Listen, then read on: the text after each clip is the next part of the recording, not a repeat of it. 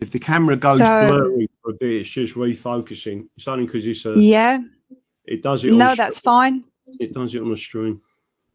Excellent. Right. Thank you so much. So today is October the 30th, 2024. I'm just going to look at both my laptop and the phone, because sometimes StreamYard doesn't like to play games with me very well. It hides the comments. So to get the link to this live, waiting for a few people to jump on as well. And I'm here with the amazing Graham Moore, and or also known as Daddy Dragon. Right. Can I just ask you, because you're better equipped than I am, would you like to do a legal disclaimer that we are not giving legal advice? I'm sure you've had to do that many times before. Would you like to do that? Well, I don't normally do that. What I normally do is tell people this. I'm not a solicitor. I'm not a barrister. I'm not a King's Counsel. I don't take the oath in any form to the system. What I tell you is from the archives, is the real laws of England and the Constitution of England. And I've got lots of law books. I've read law for 30 years. It is what they term a legal opinion from someone like me who is a layperson, because I haven't taken any of their training or silly oath systems. When I say silly oath systems, it's because they're ignoring it. Yes. So that's what I tell people. So it's when I say a legal disclaimer, one thing I will tell you is I am a registered paralegal, right? And I have had an audience in the High Court. So you can take that as a disclaimer. In other words, what I'm saying is I'm not one of them. And if they don't like what I'm saying, or anyone don't like what I'm saying, they're entitled to challenge it. And if you want to challenge it in the courts, you can, because I am pretty adept at representing myself. Fantastic.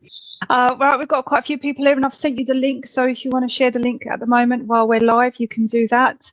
Oh, is that on Facebook?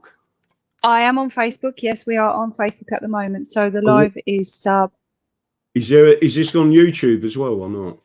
Not yet, not at the moment. I'm not quite as advanced with my technology, so can only handle one channel at the time. Yeah, that's all right. I've just sent it out to everyone, so they've got it and they can share it if they want.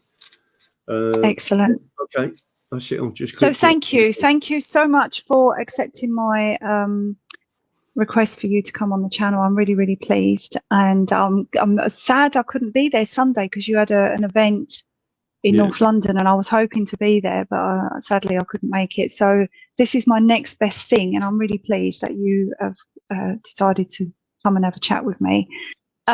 Lots of people are looking forward to this. I know it's still early, and you do your show in the evening, so there'll be more people watching later. When you say you've been reading law for 30 years, so what got you started in it? Well, so what got me started on this, and again, this is where I normally get attacked by trolls. 30 years ago, I got sent to prison for something that was a complete and utter fraud.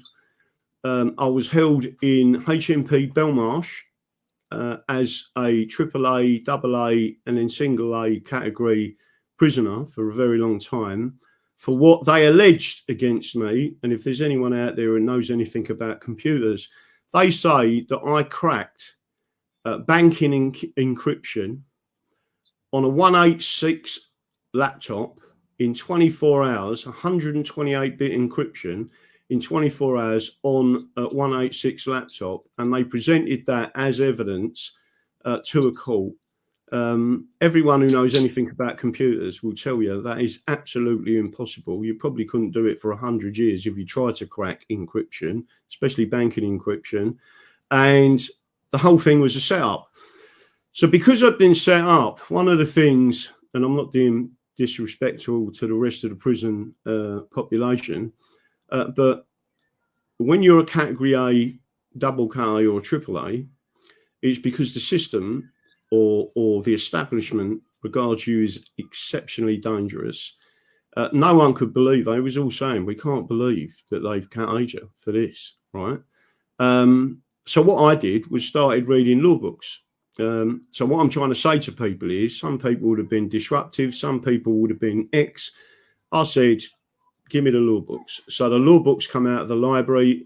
I was lucky to have a very good barrister, a very good solicitor, and by the way, both Jewish, right? So some people hear me talk about Jews, right? There's good and bad in everyone. They was both Jewish, and they was with me 110%. They knew that we had been set up by the police and by 3 active participating informers. And what we was doing was, and I was doing, was going through the law books. So I then started to research, read books, Archibald's. I started to read law. I read anyone in particular? Sorry. Anyone in particular? Did you read any? Was it the big heavies of law? Like so the main ones are the Archibalds, because it was a criminal offence, and then you're trying to find the cases and research stuff. Bearing in mind that they restricted me in every single way they could. If I went into description of how you hold a Category A prisoner, you'll strip search anytime you leave, even your cell, and go to another area. When you're AAA, they turn the lights on every 15 minutes. They check on you all the time. You're escorted everywhere with 2 dogs and normally 3 prison officers. You also have what's known as a book. So you're on the book, not the numbers, on the book, which is Cat A. Everywhere your movements are recorded. So everyone's got they know exactly where you are any time. Even though there was a court at Belmarsh, which you go under, come up and go through a tunnel, they decided, and this is where people need to understand what the system can do, right? The mainstream media was with the system. The legal profession, including the prosecution and the judge, was all with the system. They made an application and they put the case into the Old Bailey. Then it went to Southwark. And what happened is, so most people, and even the prison officers were saying, and the prison officers in security were saying, if you're so dangerous, why ain't they using Woolwich Court, Crown Court? But it's the most secure court in Europe. Why are they doing that? And I kept saying to them, it's theatre, right? They need, because they haven't got a case, they need to con people into believing something. So what they did then was they would take us, I don't know, my screen has just gone an exceptionally funny colour, and I don't know why that is, but hopefully I'll carry on talking. So what happened? We can hear you. Sorry? Can you still hear you? Yeah, I can still see you and hear you.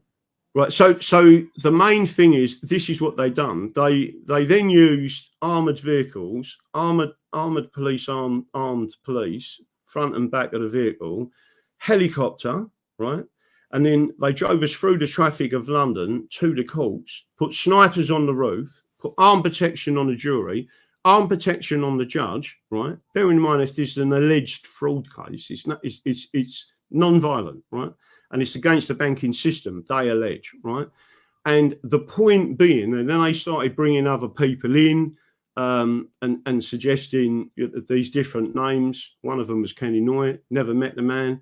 The prosecution said that I'd been in a hotel with him with 8 prostitutes and snorting cocaine. I don't take cocaine. I don't like prostitutes. Well, and when I say I don't like them, I don't care what they do, but it ain't a bit of me. Yeah. And it's certainly only a bit of me in a hotel with another geezer and a number of people. That ain't my thing, right? So lucky enough, my wife at the time knew me well enough. She read it, and then even her family was saying, "Oh, have you seen this?" Right? And she went, "This is complete lies, right? I know him, and that is something that he would never do." So what they do is they create this persona of the person, and everyone out there starts to believe it. A bit like, and I won't say it in case it goes out on it, a bit like Jibby Jabby, right? They create something that is completely fake, right? And the mainstream media are part of it. At that time, there wasn't an alternative media, and that's what they do. So if you imagine, you're then going up in front of a jury that's got armed police protection. You're then going up in front of a judge who has got literally outside the door of the court has got 2 armed police officers protecting him, escorting him into his car, giving him an escort home and all that. You're tricking even people that think, is this really? These people are that dangerous, right?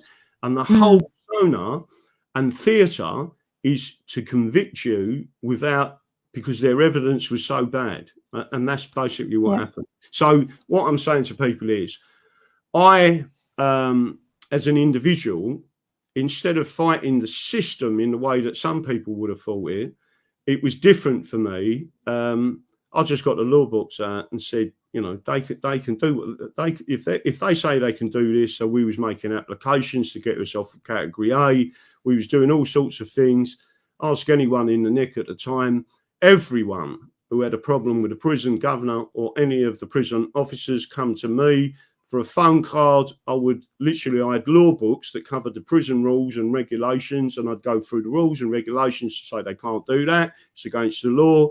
If they continue this, and then you put in a complaint, if it's done in the right process, right, and there's a process for that in prison. I mean, one of our cases and it was quite funny. I'll tell you this on this program now. There's someone called Jawed Botma, right, and he was the alleged Palestinian terrorist that blew up the Israeli embassy. He was in the next cell to me, right? And me and his co-defendants had many chats, right? They were Muslims, they was Palestinians, and I've got to tell you something, they was the loveliest fellas I've ever met, right?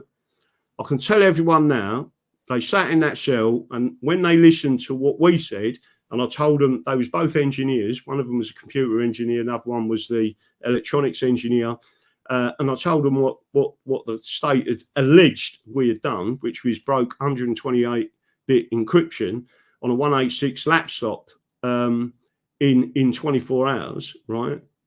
They both went like this, Allah, Allah, right?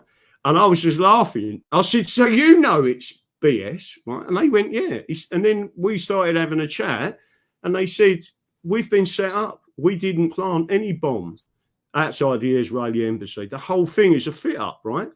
And then it turns out recently the head of MI5, what did she say? On live, you can go and look this up. The head of MI5 said that the people who got sent to prison, the man who got sent to prison, right, the Palestinian, for the Israeli embassy bombing, right, it wasn't him. It was Mossad, right?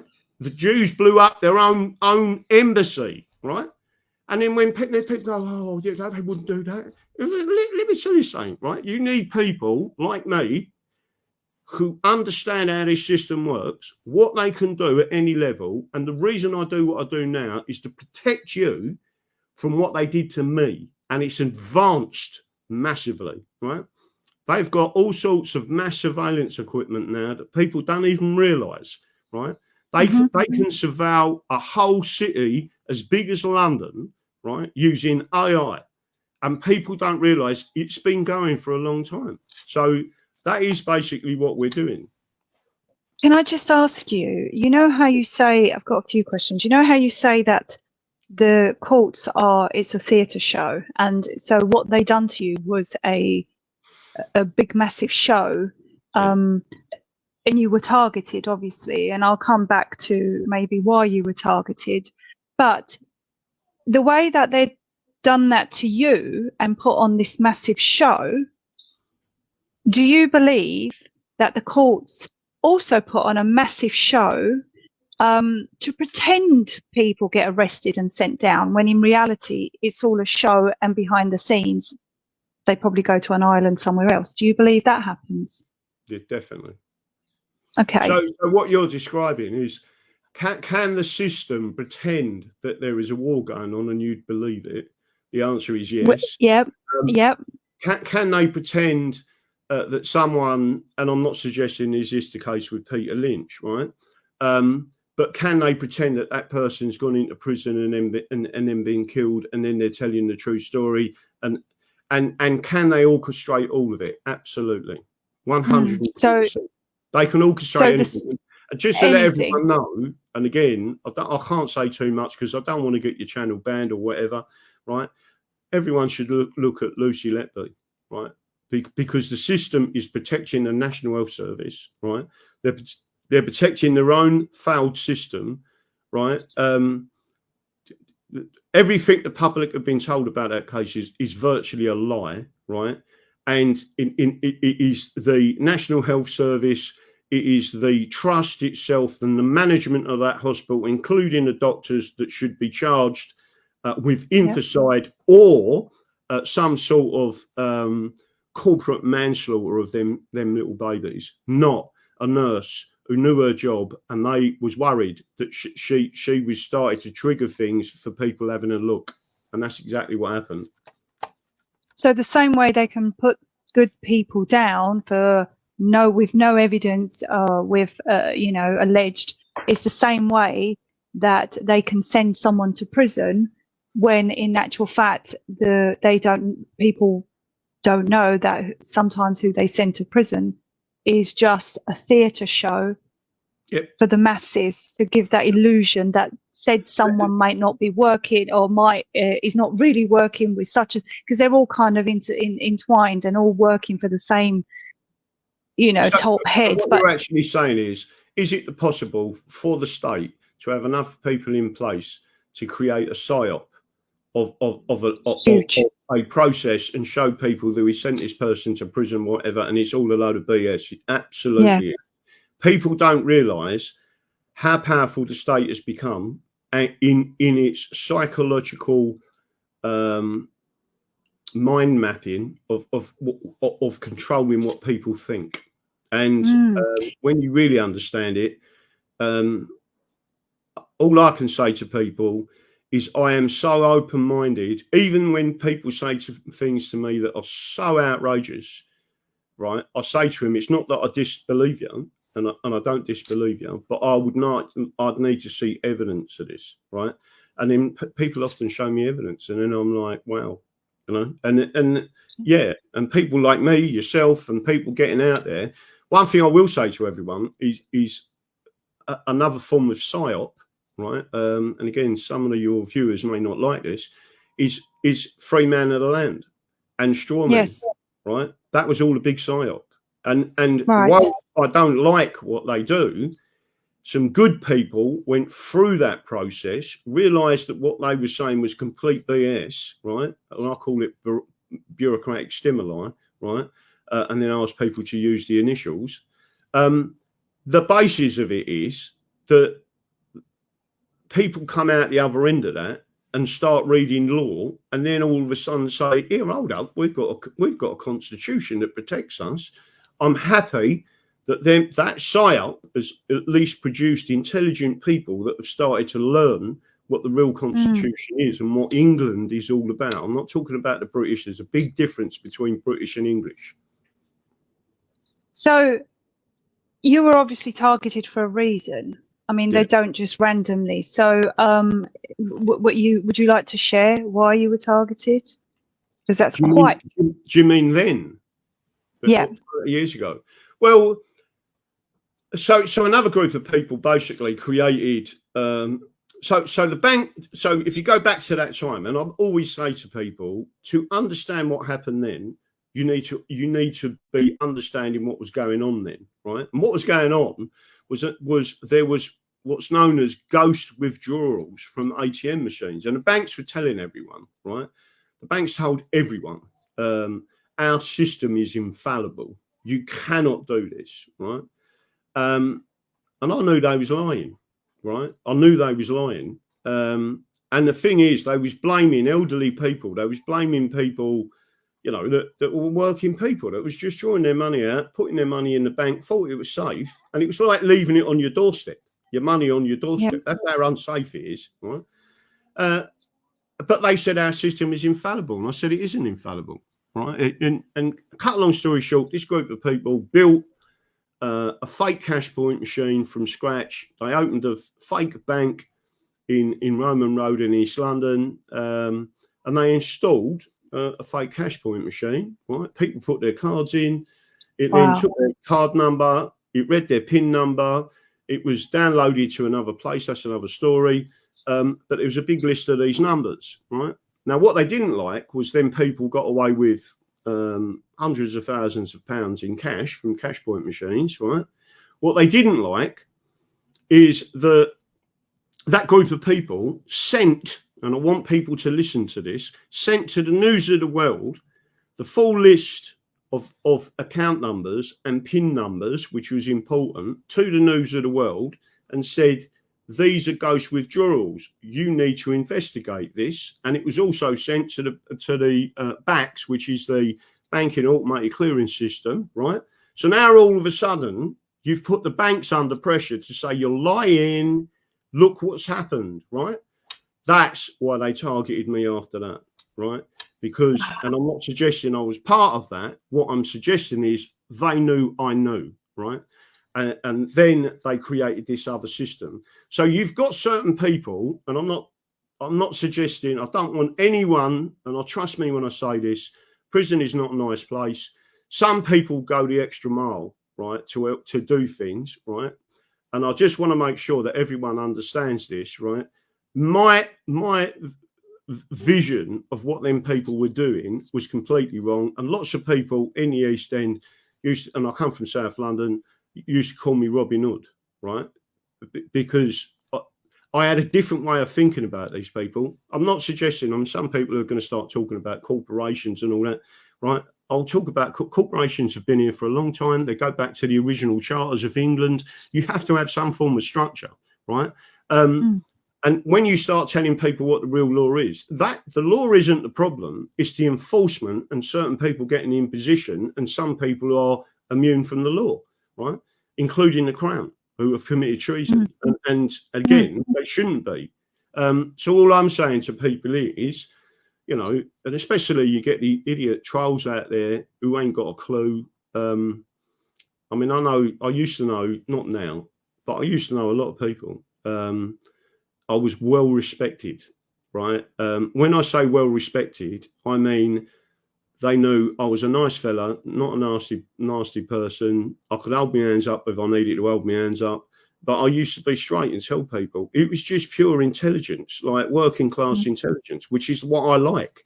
I can't stand people with degrees coming out their backsides, and they are the most stupid people you've ever met, and that's why we're in this mess. You say that we've got, corporations and,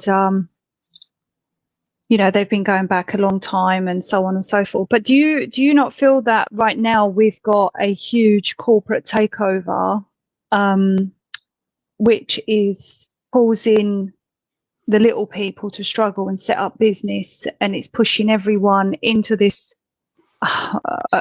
corporate system from very, very young, so that we keep feeding our kids to the corporations, so that we keep holding up these, companies, so that the shareholders, stakeholders, and everyone else can keep making money? Do you not feel that we're being pushed in that direction all the time, and the balance has gone wrong? I do, but what you're describing, there's two. Can I just make an adjustment to my screen because it's really annoying me? Yes. I think the wire's come out, and I'll be back in about 10 seconds. That's okay. Yeah, I'm just looking at the messages. Is that one there?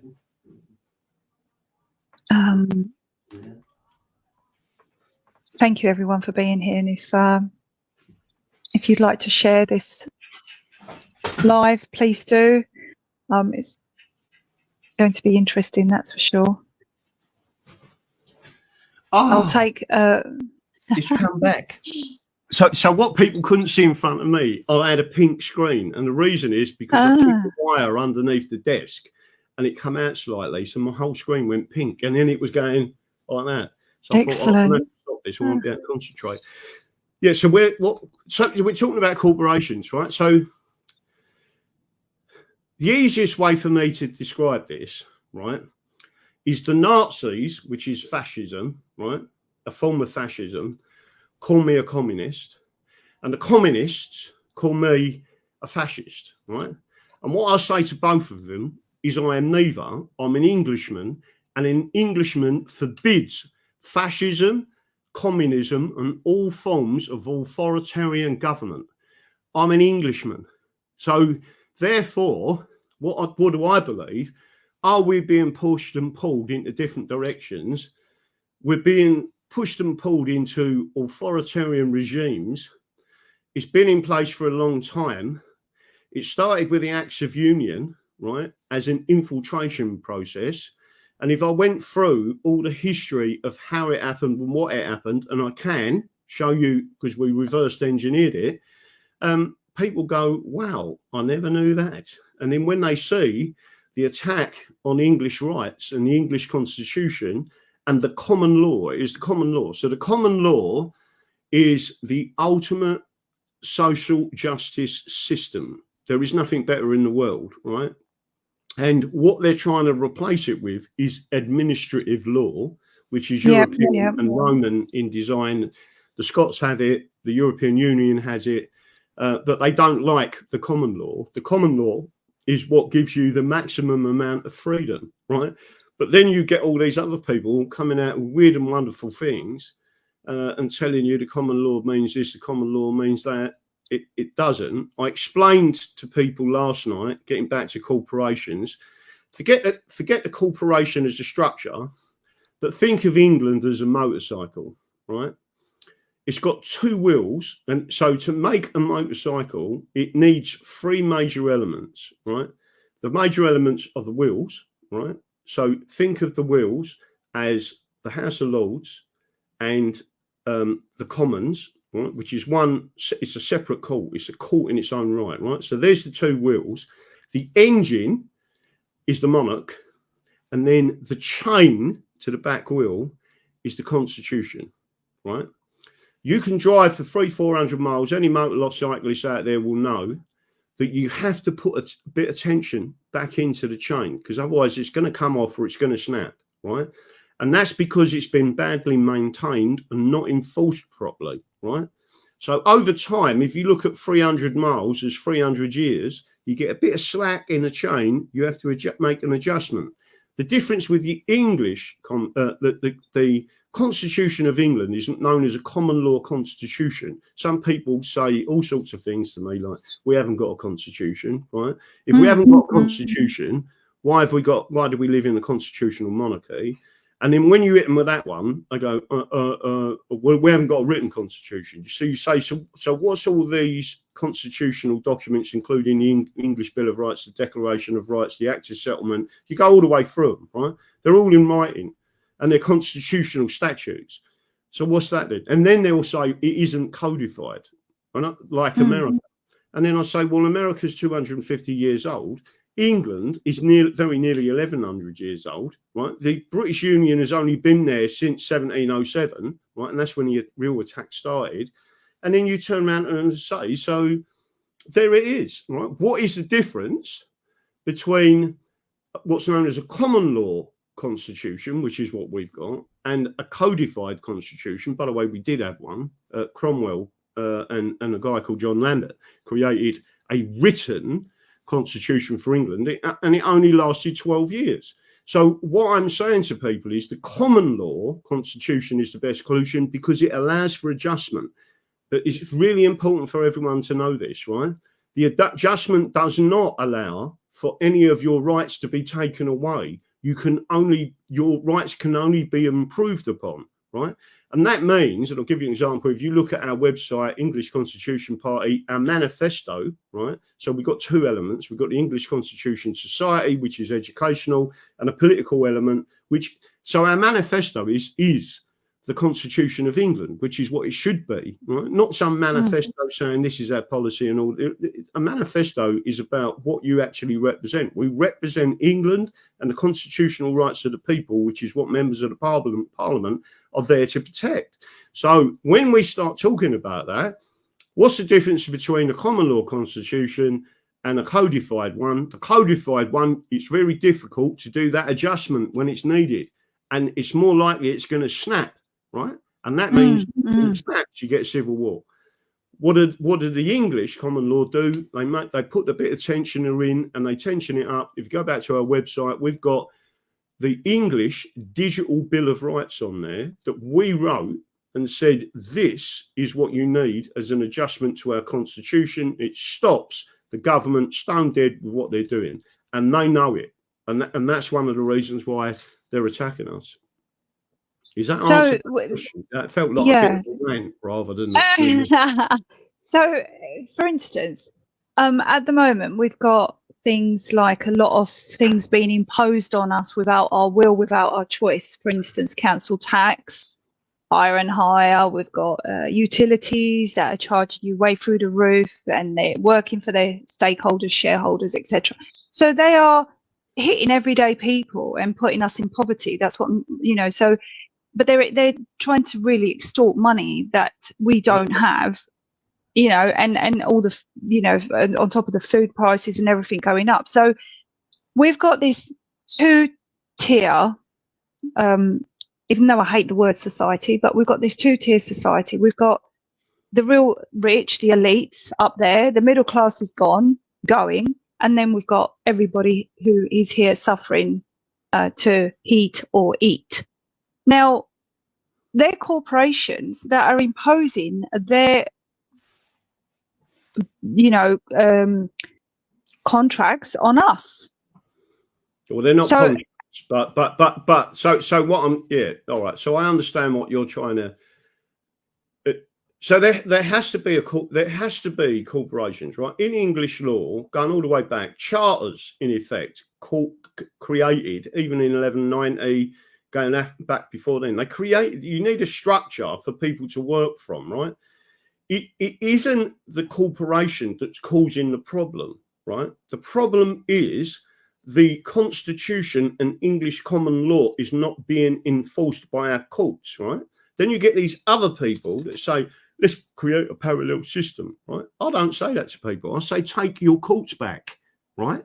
We need the separation of powers back. The problem is not the corporation. The problem is they've removed the separation of power, right? And if people don't know what that is Parliament as a legislature, right? The monarchy is supposed to step in and say, no, you ain't doing that, right? And stop it, right? In other words, they don't assent. They haven't assented to anything since 1848, I think was the last time they actually assented in person to a law. And then you've got the judiciary. Well, the judiciary has been told on a number of occasions, and we had some fantastic judges, right? They're all gone because of the slow march through the institutions. You've been taken over by a communist. It's not Nazi, it's communist. And people don't realise what exactly has gone on. So the separation of powers is crucially important. We have had it in England. We've always had it in England. It's disappeared really massively since after the Second World War. And if I was to show people that, they'd see it. So you always need some sort of structure, right? I've been in business before. I've created my own companies. I've been a sole trader. You need a structure to work in business, right? And whether people like it or not, the fact is the corporations that are involved with the public, for example, they should simply be a different type of corporation. It's called not-for-profit. But But I said, like I said to people, even on Sunday, I said, you know, let's talk about London councils.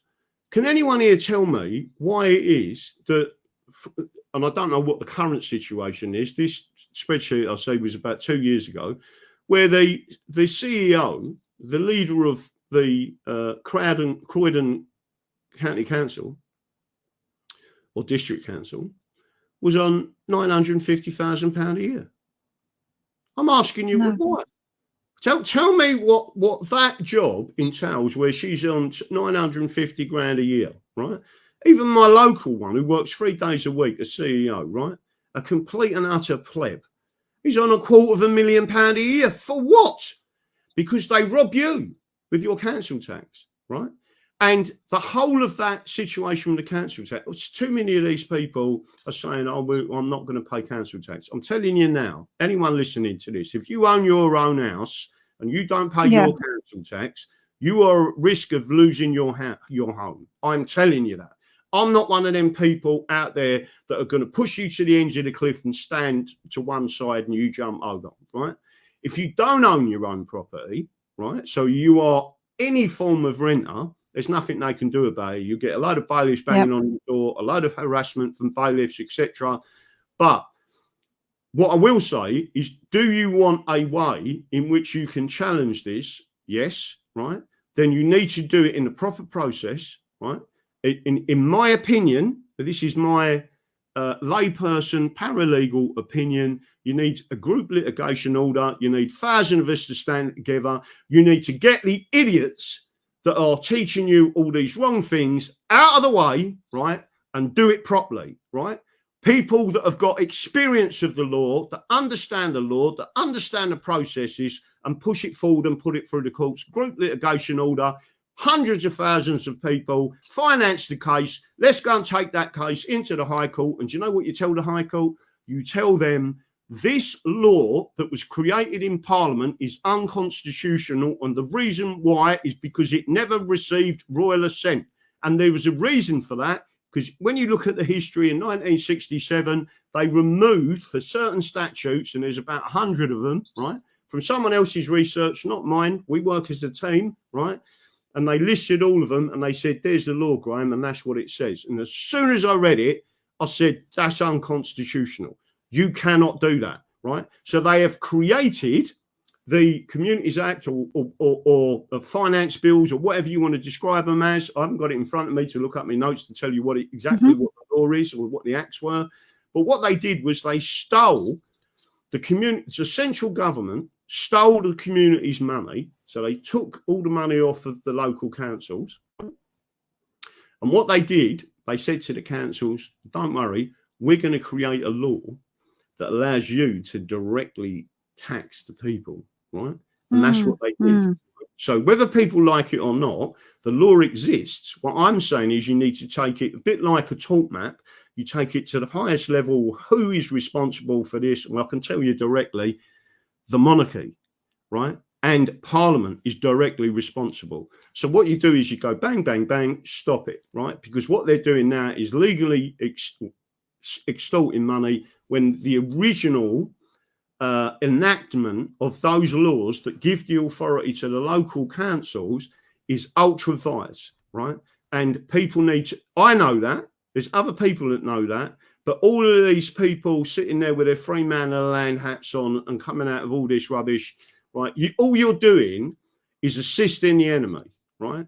If you want to read law, buy a law book and read it and understand it, but go back through the Constitution. Because if you don't understand the Constitution, you won't understand how them laws conflict with the Constitution and therefore they are unlawful.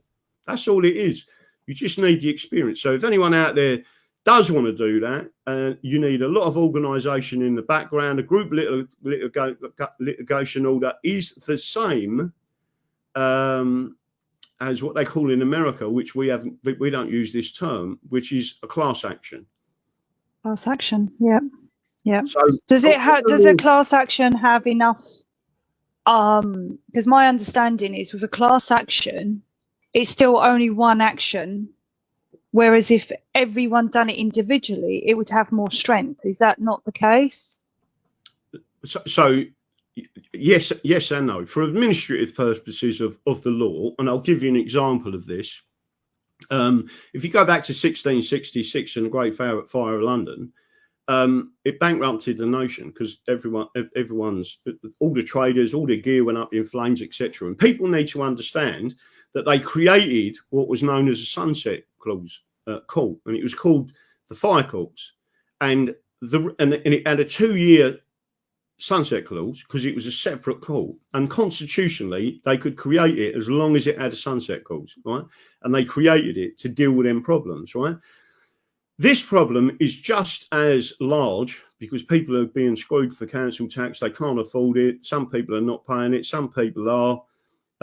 If you really want, so let me finish that, and then we'll go on to another form of, if you want to call it, passive resistance or rebellion, right?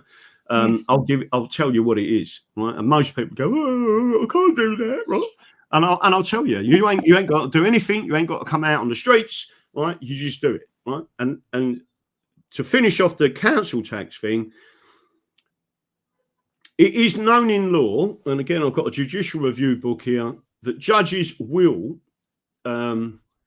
take more notice of a group of people. So if the English Constitution Society was to bring a group litigation order, and we had thousands of members that had all signed the litigation order to say, we believe that the initial laws that were enacted unconstitutionally, which means they are null and void in English law. And a judge would look at it, because their oath, you don't need to say to them, stand up and tell me your oath and all that. That's all BS, right? You be polite to a judge, because your job in that court is to persuade that person that you are right in law, right? And the best way of aggravating him is to say, read me your oath, right? Is what these people do, right? I am telling you, there's a lot of judges with us, right? There are some good judges out there, right? I'd like to believe that. But again, and I've read some of their judgments where they're bang on the money, right? The problem is a lot of them have been indoctrinated by the left. Keir Starmer is a full Comanche communist, right? Go and read his history. Go and read Peter Hitchens telling a full story about him, right? It was only in 2008 that he resigned from the #1 communist element in this country, right? He is a communist. So people have to understand, if you've got KCs and lawyers and barristers that are in that parliament and in the judiciary, that their ideology is communism, you're in trouble, right? And that is the situation that we've got. So what I'm saying is, you've got lay people, Englishmen, proper Englishmen, standing up saying, listen, this is the law, right? And you will find a judge that will go, okay, I'll look at what you've written in law. And because the next level is, if these cases get pushed forward and these crooked judges show how crooked they are, and they have been, right, they need to be hung for treason via due process, right? So I want to make sure we're not talking about lynching. We're talking about, in English common law and the Constitution of England, when you commit treason, you will face a jury. We will make sure that you have a fair trial, but if them jurors find you guilty of treason or subverting the English Constitution, you will hang. End of. There is no pardon for treason in English common law. That's it, right? If you want to take the country back, that's what you've got to do. And eventually, I think it's going to go that way. I think we're already in a civil war. People keep saying we're heading for a civil war. Yeah, we are. But you're not seeing it. So getting back to the last part of this, and by the way, so if a judge turns around and then says, I agree that this was enacted unlawfully, unconstitutionally, it did not receive assent, and the monarchy could not pass this prerogative to Parliament in the way that they have, so therefore it is null and void in law, right? Otherwise, you're breaking the process of the enactment of laws in this country, and therefore it don't work. So that's the first thing. The second thing is, people really want to know how to bring the system down, right?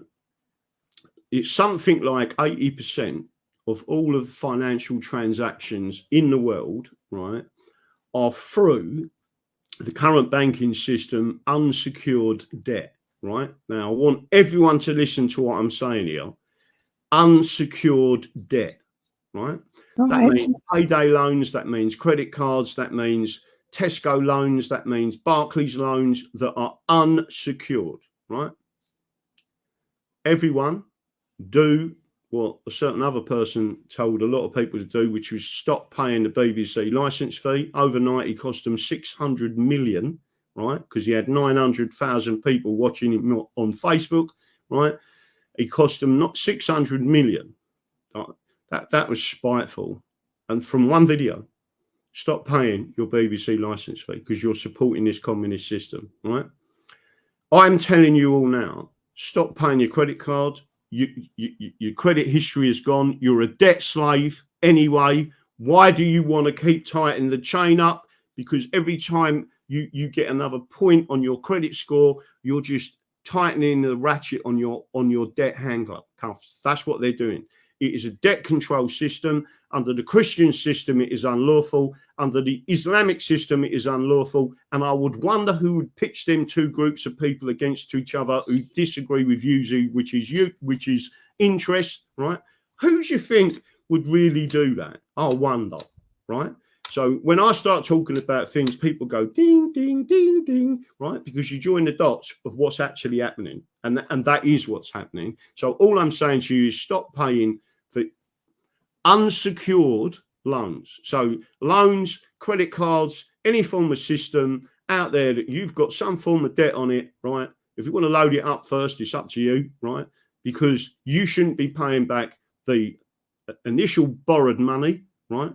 Because you didn't borrow it from anyone, they just invented it. And second, you shouldn't be paying interest on it, right?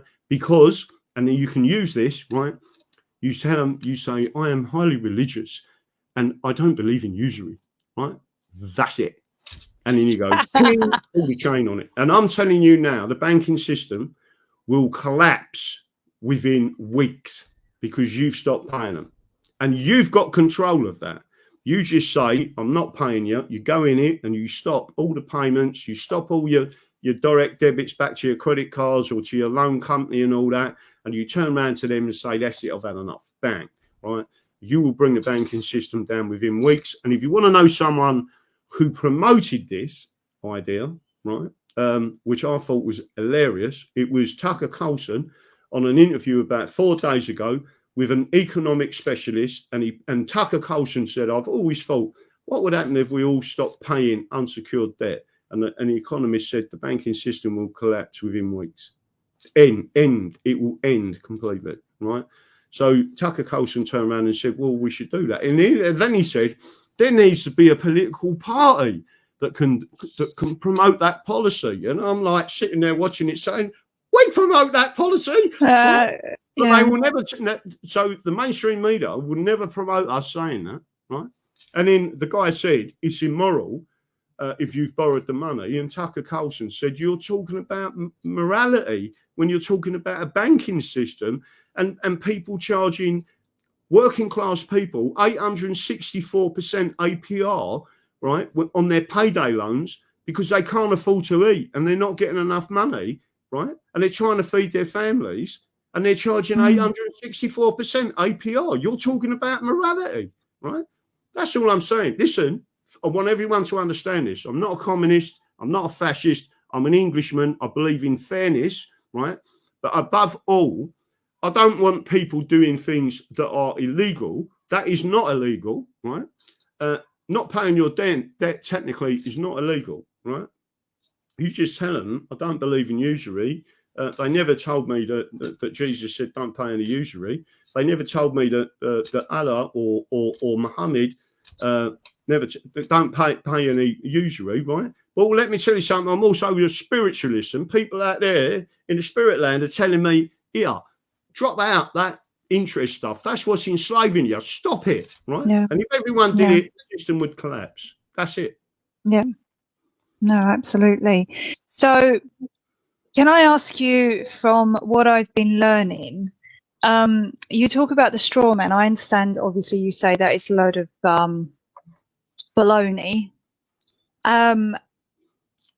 But from someone who's new, like myself, I only woke up to this 4 years ago. You've been on this journey a very long time. How you've got the patience is beyond me. But the straw man makes sense because it's the fictional character versus the real character. And it's the character that is, put when you go to work in the corporate world, even though you're going to work, but it's your fictional character that they deal with, etc., etc. The Constitution is for our birthrights. This is my understanding. And what they've done is they've created a fictional person.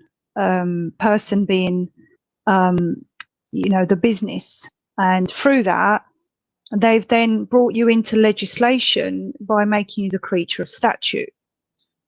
And we've somehow gone with it through ignorance. And we've had our rights, well, we've given our rights away, and become the creature of statute, become the person, and all of a sudden, like you say, we're paying council tax that in a private home that we should never be paying because it's not a business. All these road tax and registering your car when your car is a private conveyance, and you're not doing business or commerce. Is that what's happened? Have we been brought into the world of legislation? And my understanding is legislation only applies to business, and constitution and common law should apply to men and women. Or am I wrong? What I'm trying to do is unpack everything you've just said, right? I know it's very long. It's very. Well, that one ain't working, so that don't help. Let's see if this one works. Right. I'd like to live in a world of constitution, natural law, and not the world of legislation. Right. Because you've just said something that's key there, right? Sometimes in life you can't have everything that you want, right? And it's a song, isn't it? Led Zeppelin. A lot of what you've just said is it's fanciful, right? This is where you're being educated by the wrong people. But you have got there are elements to this that I agree with you, right? So the first thing to say to people, and I don't want everyone running off and says Grandma says, Daddy Dragon says there is such thing as legal fiction. So therefore the Strawman argument is absolutely bang on, because that's not what I'm telling you, right? Yeah. There is legal fiction, right? And legal fiction needs to be explained to people for exactly what it is, right? And I can tell you now, I can tell you two things. First of all, I'll give you an example. The Solicitor General and the Attorney General are legal fictions, right? You as a person, if you wanted to take someone to court and you wanted to do it as the people, right, you would have to ask permission to use the Attorney General's legal fiction. So when you put that case into the High Court, it would say Attorney General, and then there would be a little certificate from the Attorney General to say that I've given Laura Nina permission to use my name in this case because I believe it's in the public interest, but we don't want to work with the case, let them do it, right? So the legal fiction of the Attorney General passes to you. So is it genuine? Yes. There is such thing as legal fiction. The other person who technically is a legal fiction is the King of England, right? King Charles III, right? Because the position of king technically is a legal fiction. His name is Charles Windsor, right? So King Charles III, when he's coronated, creates a legal fiction of the King of England, right? He's got a few more problems, dodge his fingers, right? But, and he ain't my king, trust me. So what you need to understand is there is legal fiction, right? Because we're in the conversation of legal fiction, I'm going to tell you now who and how they took your common law rights away from you, right? And your natural law rights away from you. And the way they did that was they created a legal fiction called British, right? Because what they did, when they created the British Parliament, you were still English, Scottish, Irish and Welsh, right? Because it was a political union, right? And they wanted to create, if you want to call it this, a larger corporation that controlled the four nations, right? A commonwealth. We was a commonwealth, right? And what they did was they created a political nation, or not a nation, a political union, right? The nations are England, Scotland, Wales and Ireland. And getting back to British, they created a British fiction. And how did they do that? They did that with the British Nationality Act in 1947 and 1981. And what they did then was they erased, right, your English identity, Scottish identity, Welsh identity, Irish identity, and they replaced it with a label, right, which is a legal fiction of you are now British. Who did that in this country in 1981? Margaret Thatcher, right? Who then followed it up? Well, the Labour, all of them, right? They're no good to no one. All of them, right, are wrong uns. But we'll get back to that in a second. But the major thing that you should, who did that previously? And the answer is a guy called Joseph Stalin in the USSR, right? Oh. And he was the commissar of our identity in the Communist Union or the Socialist Union, right? And it was to take control. And that's why if you was a Polish person who went to Russia during the USSR, during the political union, and you was to turn around and say, I'm Polish, right? And then someone else stood up and said, I am Russian, right? And then the state would step in and said, no, you are a Soviet, right? That's what they did. And what they did was they erased the cultures and the nationalities and the people and the tribal elements of all these people, because that is Bolsheviks. That's what the Bolsheviks did, right? So there's two different types of, there's a Talmud coin, and when you toss it, one side is Zionist and the other side is Bolshevik. That's how it works. And then there's another third of them people that are just like me and you, and so we drop us right out. We don't want anything to do with these ideologies, and we don't want anything to do with, you know, what you're telling us, right? And then I go, yeah, that's fair enough, but you need to know the truth, right? So the truth is, the legal fiction that you're discussing is called British. And the sooner people out there realise that people understand how this works and how they did it, so they stole all of your rights. What's the easiest way to turn around and say, so if you turn around to me and say you're English, right? So technically under English law, we can get into this, right? If you're not born of English parents, you can't be English. That's me. That's me. So that means you're technically, so what that actually means is you're not Indigenous English, right? And Indigenous English have rights, right? The same as everyone else has. Well, now we've got a motorbike kicking off outside my flat. That's not your stomach. I thought it was your stomach.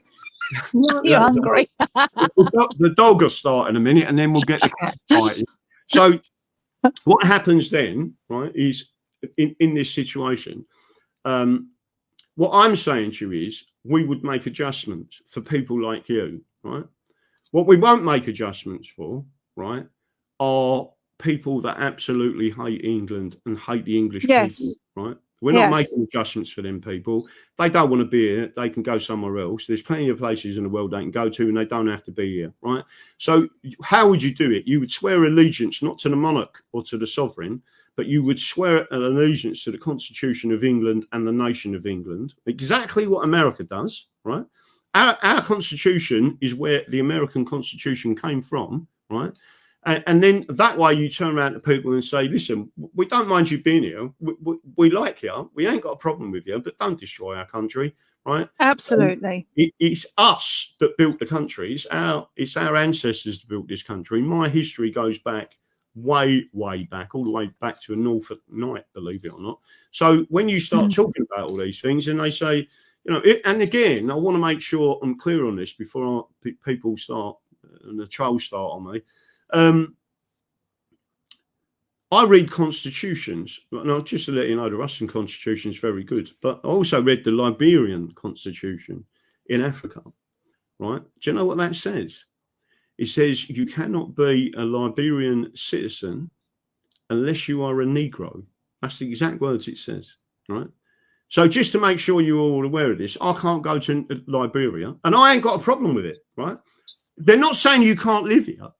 They're saying you can't be a Liberian citizen. I agree with that. I agree, because I've had this sort of debate, you know, when people say, you know, we've got a lot of illegal immigrants coming over who are being given British citizenship more or less straight away. And anyway, and all of a sudden,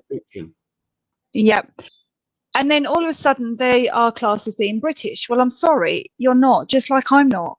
I'm Italian. I'm Sicilian, and I came here when I was 10. I don't even have. I applied for British citizenship, funny enough, and I got refused. Even though I was part of the EU, but there was, you know, it was, and I paid for it. But because I was too young, I was 18 and hadn't actually had a 5-year work history, I couldn't get it.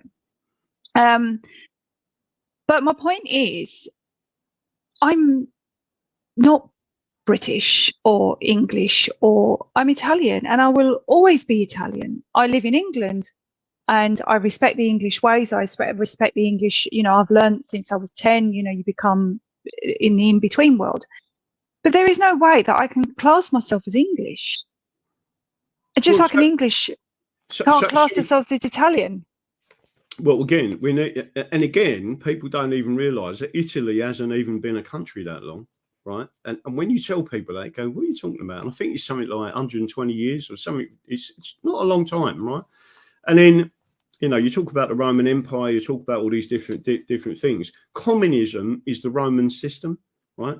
Because they had basically them and us. And you started at the beginning of the interview, you said we've got a middle class system. Well, the middle class system really come from the Anglo-Saxon system. And by the way, we used to elect our kings, right? So the presidential system of America is the closest thing to England, right? Because they still do that. They elect their kings. So making sure people understand what I'm saying. So for you, so I don't believe in dual nationality at all. I think and especially those who have got American or Irish nationality, like a certain person who I won't mention, who just got banged up. If you're an Irish nationality and you've got an Irish passport, what are you doing in England holding rallies and political rallies, right? You're not an Englishman. And there are other people involved in politics in this country that have got dual nationality with the United States of America, right? You should tell them. But I would say there is no dual nationality, right? You either support this nation or you don't, right? And to do that, so with you, I would say, and again, it wouldn't even bother me if you didn't do it, right? But if you wanted to live in England, you wanted to carry on living in England, you loved England, you had no intention of going anywhere else, and some people have, some people haven't, right? And you said, no, I want to swear allegiance to England, right? And the Constitution, not the way that it's done now, which is a different type of system, but more or less identical to the American system, then you would become, although you are not indigenous English, you are culturally English, so you respect the Christianity. We don't, for example, we believe we should go back to being non-secular. This will be a Christian nation again, whether people like it or not. That doesn't mean that I have a go at pagans. I know plenty of pagans. It doesn't mean I have a go at spiritualists that don't believe in any form of church. I don't like churches, right? I regard myself as a Christian, but some of the things I say about Christianity, Christians say to me, you're a heretic, right? And I say, listen, I'm not a heretic. You're praying to the wrong God, right? And the God that you're praying to, Yahweh, is Satan, right? And the fact that you won't listen to me, it tells me, right, that you're not a Christian, because Jesus went out and preached to people and he converted people by persuasion. And that means people must listen to him. That's how Christianity come about. If you ain't going to listen to people, you're not a Christian. It's as simple as that. And that's why you've got to have an open mind. So with people like yourself, right, I would turn around and say, I don't care whether you become a full English subject by swearing that oath or not. You can still live here and be Italian, as long as you're not disrupting this country. But if you do anything in this country that attacks this country, that subverts the Constitution, you would be deported immediately, right? I don't see that there's a difficulty with that. Like I say, there was a couple of people I often have, because I tell the true history of slavery, and that is that English people and the Irish were taken as slaves, right? And it wasn't just by the Barbary pirates, by the way. This went back a long way. There used to be a slave market in Dublin, in Ireland, right?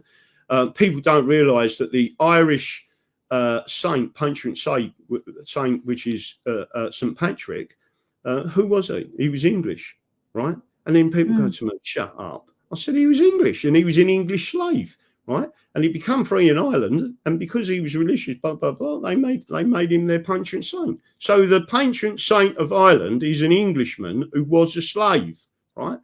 And then I'll go through all the history of slavery. The black people come to England. Why did they? Because the English freed the slaves, right? Somerset versus Stewart, 1762. If you read the whole story, I've got all the archives on it, right? And many other cases. There's some terrible things that did happen, but they come to England. They didn't go to Scotland. They didn't go to Holland. They didn't go to France. They didn't go to Wales. Right? Where did they come? They come to England because they knew in England we would set them free, and we did, right? And then I feel that we have been betrayed by black people, right? Because they're all now saying we want reparations and all that. And I'm saying, listen, hold up. We was the ones who freed you. And then the British, so Wilberforce was a lovely geezer, right? I'm not suggesting he was a bad man at all. But most people don't know it took 20 consecutive years. Listen to this. 20 consecutive years. So 1 year after the other, for 20 years, he tried to pass the Abolition Act, right? Who was the ones who kept saying, no, we're not passing it? The British government and the British Parliament, right? The English have already made it unlawful, right? In common law. You can't be a slave in England. So all of a sudden, people are saying, well, I never knew that. They think they just presented this bill and they all went, oh, yeah, we support that. We're British. No, they didn't, because they was all earning a pound note out of it. And it weren't a working class. It was them, right? So then what they did is they got, I think it was a £15 million loan, right, from the Rothschilds and Rothschilds Bank to pay compensation to the slavers and the slave owners, right, which wasn't the working class, right? And who then had to pay back the 15 million right up until 2015? The white working class. So we freed the slaves, we've paid for it, right? And then black people are turning around to us and saying, oh, you English are bad people. And what people don't see is the British have projected their racism on the English, which is one of the reasons I get so angry with a certain other person who's just been banged up, right? Because he has vilified my flag. He has vilified my constitution, right? And especially when he come out with a ridiculous comment, right? And his comment was, if you don't support Israel, you're a jihadist. Really? I know, right. I know, right. And there's still people supporting him. And that's what I don't get, right? The real people... has he really been banged up? Sorry? Who knows? Has he really been banged up? Who knows? I don't know. Well, you're never going to find out. I was going to say you said about the slave system. You know that we're not in a slave system, but then Rishi Sunak said something in one of his speeches about accessing the slave system. He actually used those words in Parliament when he spoke. I don't know if he was talking about, I can't remember if he was talking about immigration and people coming over to access the slave system. So it you know, is he kind of telling us that we are still in a slave system under our government? We are. And so let me just make sure I'm clear on this, right? We just had an election on July the 4th, right? Everyone should understand. I've been out to America July the 4th, and I celebrate with them, right, for independence from the British, right? The Americans are like, "Oh, you're not a Brit? No, I'm English, right?" And they're all, and once you explain it to them, they go, "Now we get what's going on with this. This is what's going on." So anyway, cut a long story short, and I'll go back to the legal fiction because it's important for people to understand what I'm saying, right? The slave system and what we're talking about. We've just had an election July the 4th, right? Independence Day.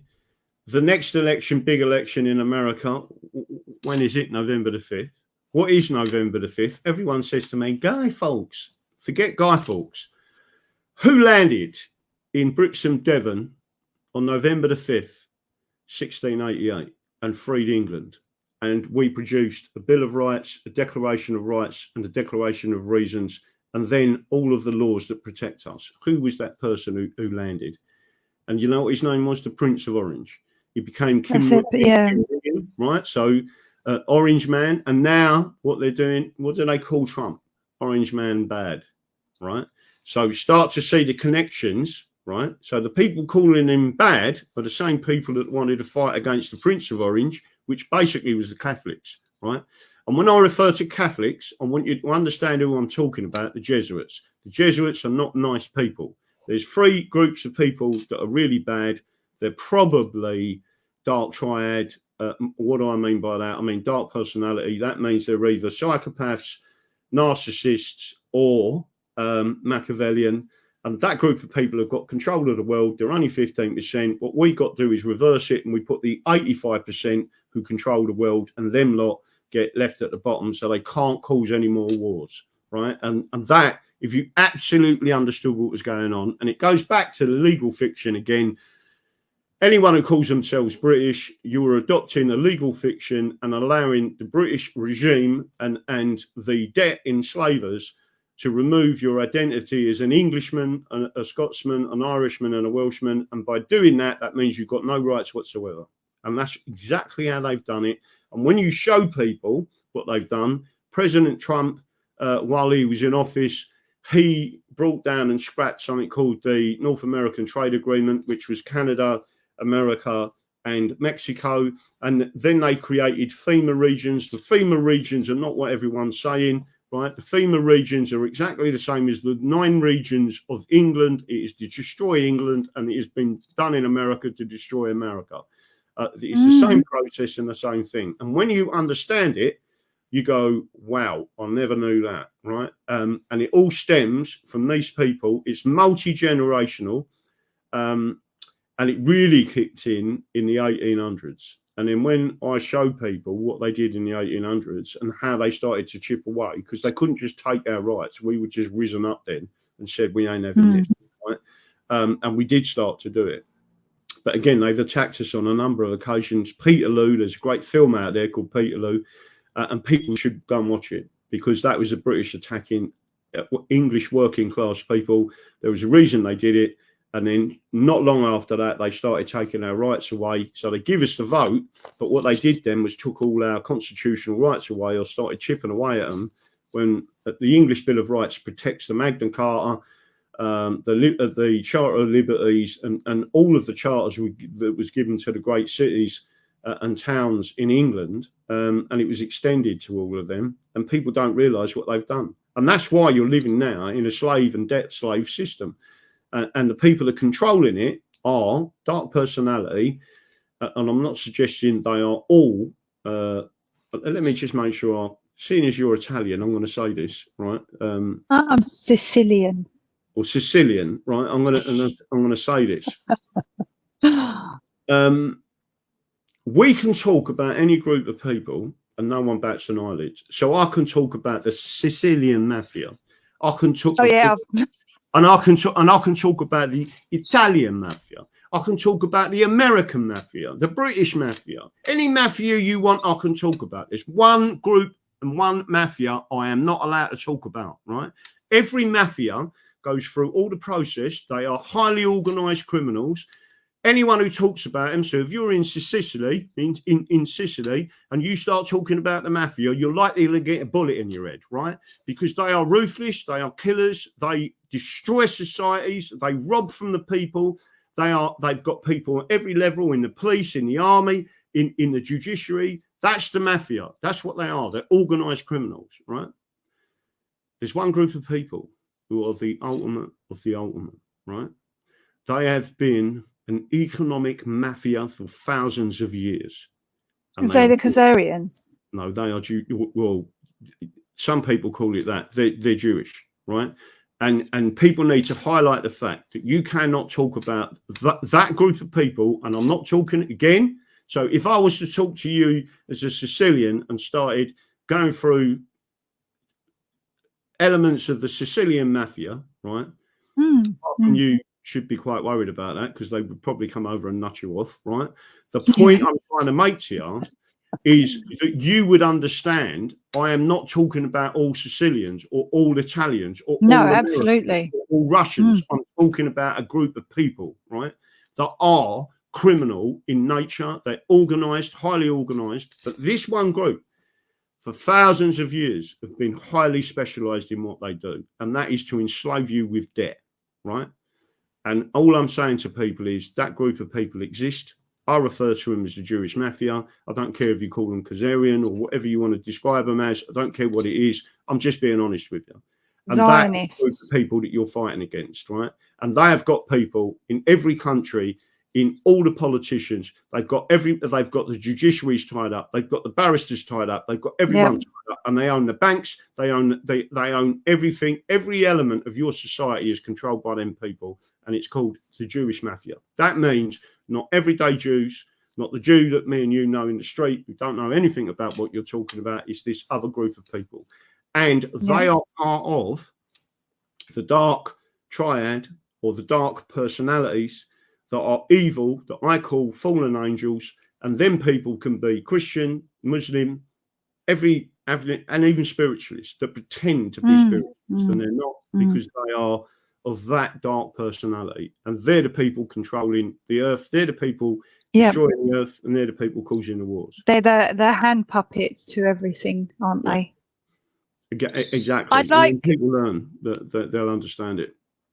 Yes, and you get very censored or attacked, or when you go down this route. And funny enough, I have done a podcast, as I mentioned before, it's on my Rumble. I do have a Rumble backup channel because it got taken down, with Lucas Gage, and he was very, very interesting because he speaks about this a lot.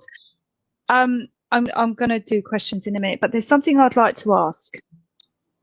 And there's two questions in one here, and they do coincide with each other, the reason for it. First of all, we have literally got, in my opinion, a declaration of war in this country, because we have all flooded with illegal immigrants. And it's causing a lot of fear, violence. They are, that we cannot dispute that crime and everything has gone up in the areas that they have been put in, and they're spreading like a. So in our constitution, do we have the right to bear arms and protect ourselves from invaders or anyone that does us harm? Because I don't believe we're going to, I certainly don't believe people like Tommy Robinson are what we need to push back and fight against these. For me, this is all a smokescreen with Tommy Robinson, and it does nothing more than create race wars. But we do have a problem somewhere. We do have a problem. So directly to your answer, do we have the right to keep and bear arms? 100%. Where does the Second Amendment in America come from? The right to keep and bear arms. It comes from England. It comes from the English Bill of Rights. And not only that, which was a convention parliament document or act, and it was a pre-existing right. So it was a common law right. So do you have the right to keep and bear arms? Yes. Do you have a right to arm militia? Yes. Will, if you try to walk out with a gun in tomorrow, be shot dead by the police? Yes, because we need to solve certain things, which is why we have created, under the English Constitution Society, the Constitutional Militia, which teaches you the Constitution first, and then we need, instead of keep getting banned on channels, the reason why we're now going around to town halls, to halls in churches and different places, and seeing people. I'm getting booked up now for these people. So if you've got good organisers out there, I don't do the organising. I promote it on my show, but I don't do the organising. So we've got the full English show on Rumble, right? Or Daddy Dragon channel, whatever you want to call it. It's on there. We got, I think, nearly 7,000 subscribers. When you look at some of the people on there, they've got a few hundred. It takes hard work, because the Google system and the system that surrounds Rumble will not promote me, right? But the good thing is Rumble will not take me down. They said, we can't see that you're saying anything wrong. If you do, and you have, it's up to you to delete it, right? And sometimes I may have crossed the line slightly, and I think, hang on a minute, I'll delete that myself. And I have done it, I think, twice in 4 years or 5 years I've been on there. I've deleted a thing. And it's only when sometimes emotionally you can go into a bit of a rant, and and you can say things you don't. It's like if you're having an argument with, with a spouse, sometimes you say things in anger that you don't mean, and then when you think about it, you say, oh, I apologize, I shouldn't have said that or whatever. So all I'm saying to people is you do have to be more careful on there. I've been banned a number of times on YouTube and on Twitter. Even 3 weeks ago on Twitter, I've completely account taken down again. They banned my PayPal account. So all I'm saying to you is, yes, you have got constitutional rights. They need to be enforced. And I'm telling everyone on this show, you do have the right to defend yourself. You do have the right to use weapons to defend yourself. I could even quote the cases in law, and there was quite a not famous, but reasonably famous case. There's been a few recently. But there was one in Croydon. If anyone remembers the Croydon riots, one of the shopkeepers actually filled up a load of Molotov cocktails and had them in his thing, right? And as rioters come near his shop, he was saying to them, come near me and I'm going to set you alight, basically. People don't realise that case, he actually got charged, took to court for having Molotov cocktails, right, as a protection. When it went to the court said no. Under the English Bill of Rights, he has a right to self-defence, and that's what he used them weapons for, to defend his property and defend his own life and his own family, and that's what he did. So he walked. So again, you've got to have the right type of barrister, the right type of solicitor. You have to have what I describe as constitutionalist, which is what I am. I'm a constitutionalist. I'm not left or right. I'm about the rule of law and England. I'm not interested in Scottish law, right? I'm only interested in England, and Wales is part of England. If they want to be free, I ain't got a problem with that. When I say free, I mean independent, right? And if they take on a socialist nature, we'll build the biggest wall they've ever seen, and they can get on with it. When we speak of right to bear arms, because they've got all this now, you're not allowed to have guns, you're not allowed to have knives, you're not allowed to have bows, you're not allowed to, but it's all unconstitutional. Right. Okay. So if the police, they've got all this saying that you can't do this, that, and the other, but you need to protect yourself because we have a declaration of war on our shores, on our lands. How can someone feel that they can own these things to protect themselves in their homes? You can't go out on the street with it because that's intent. But if someone comes to you and tries let me ask you a question. Did and I think I might have said this at the beginning of the show or a conversation I had earlier because I had some people around. Are you all aware that in Essex, in the late 1700s, early 1800s, I don't know exact year it actually happened. I could go back from my notes and find it.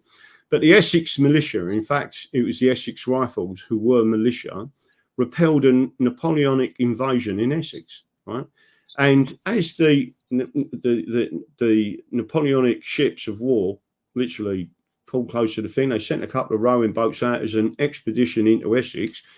The local Essex militia saw them, went back to their villages, grabbed their rifles, come back to the beach and popped at them, right? They got back in their rowing boats, rowed back to the ship and went. So can't do that, they've all got guns, right? So what I'm saying to you is, that's and again, the militias, the English militia was well structured. It was the people. It wasn't controlled by the state, right? They've still got it in America, and it's been virtually destroyed. So I could show you charters from Queen Victoria where she states that you are there to protect the realm, right? Not just yourself, but protect the realm. Yeah. Even Churchill trained people, and they had bunkers all over England with all their stuff to act as a resistance. Well, you are the resistance. Let me just make sure I say this to every single person listening to this, right? Don't be looking for some hero riding in as a knight in shining armor. It ain't happening, people, right? It ain't going to happen. Yeah. The hero is you, right? Yeah. And when I do these events and I tell people about the English Constitution, I tell you, you are the heroes. You are the people who stand up, and we need to do this all over England. But you need leadership that understands England, not some idiot sticking white gear up his nose, holding his hand out and buying a gaff in Spain, right? I don't care what them people think of him. I am telling you now, I've seen 3 cases he's been involved with, and every one of them cases was a load of BS, right?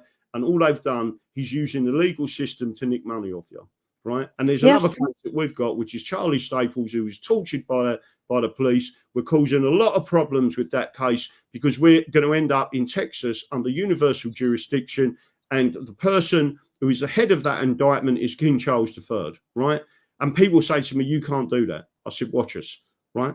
They've signed up to it. It's English law. It's American law. You watch a constitutionalist show you how we bring the King of England to book in another country, and I'll show you how to do it, right? So people need to understand there's a GoFundMe for that. Doesn't come to me, right? It's been set up for Charlie Staples, who was tortured during jibby jabby. I don't know what you're out on, so I can't say the actual word, but the jibby jabby, right? He was out supporting your rights, not to be coerced, not to have that, not to do, against lockdowns and all that. He was beaten and tortured by the Metropolitan Police, right? We've got it all on camera, exactly what happened to him. He did nothing wrong whatsoever. He wasn't violent. He didn't incite any violence. He didn't do anything to them. He was tortured. And what I'm saying to you is that case is valid. Don't get any air from any of these Tommy Robinson lemons, right? Yep. We're watching it, and people need to understand, right? So, all right, he may or may not be banged up. I'm not going to get into that argument. I don't know, right? If you take it as face value that he is, right? He still knew that he was going to plead guilty and said, I need money for my defence team. I need money for my defence team. Oh, yeah. How much did it cost to plead guilty? The answer is nothing, right? And I want everyone to understand that. Load of BS, and it's not the first time, by the way. The last two cases were the same. The first case that he did, which was harassment, anyone with an ounce of legal knowledge would have told you straight, right, that for it to be harassment, it has to happen more than once. And it didn't happen more than once. It only happened. And the judge said, this has only happened once. There is no case. You know that. Your legal professionals that are advising you should know that, right? So why did they do it? To get money, right? Yes. And so he said, the judge stitched me up. The judge did not stitch him up, right? The judge told him what the law was. It must be more than twice to be harassment. The second one was another case where he got released on St. George's Day. All the big, I said to everyone, this is a setup to vilify the English, right?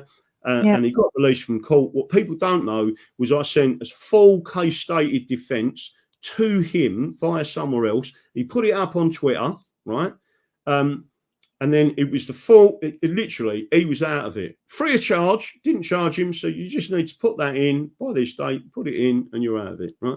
And what did he do? He deleted his own tweet from Twitter. Why? Because he wanted to stick his hand out to his supporters. And then his King's Counsel went in there and basically said everything that I just put on a case stated free of charge, right? The whole thing, when he got arrested, was illegal. The whole thing, right? The process in which they did it was illegal.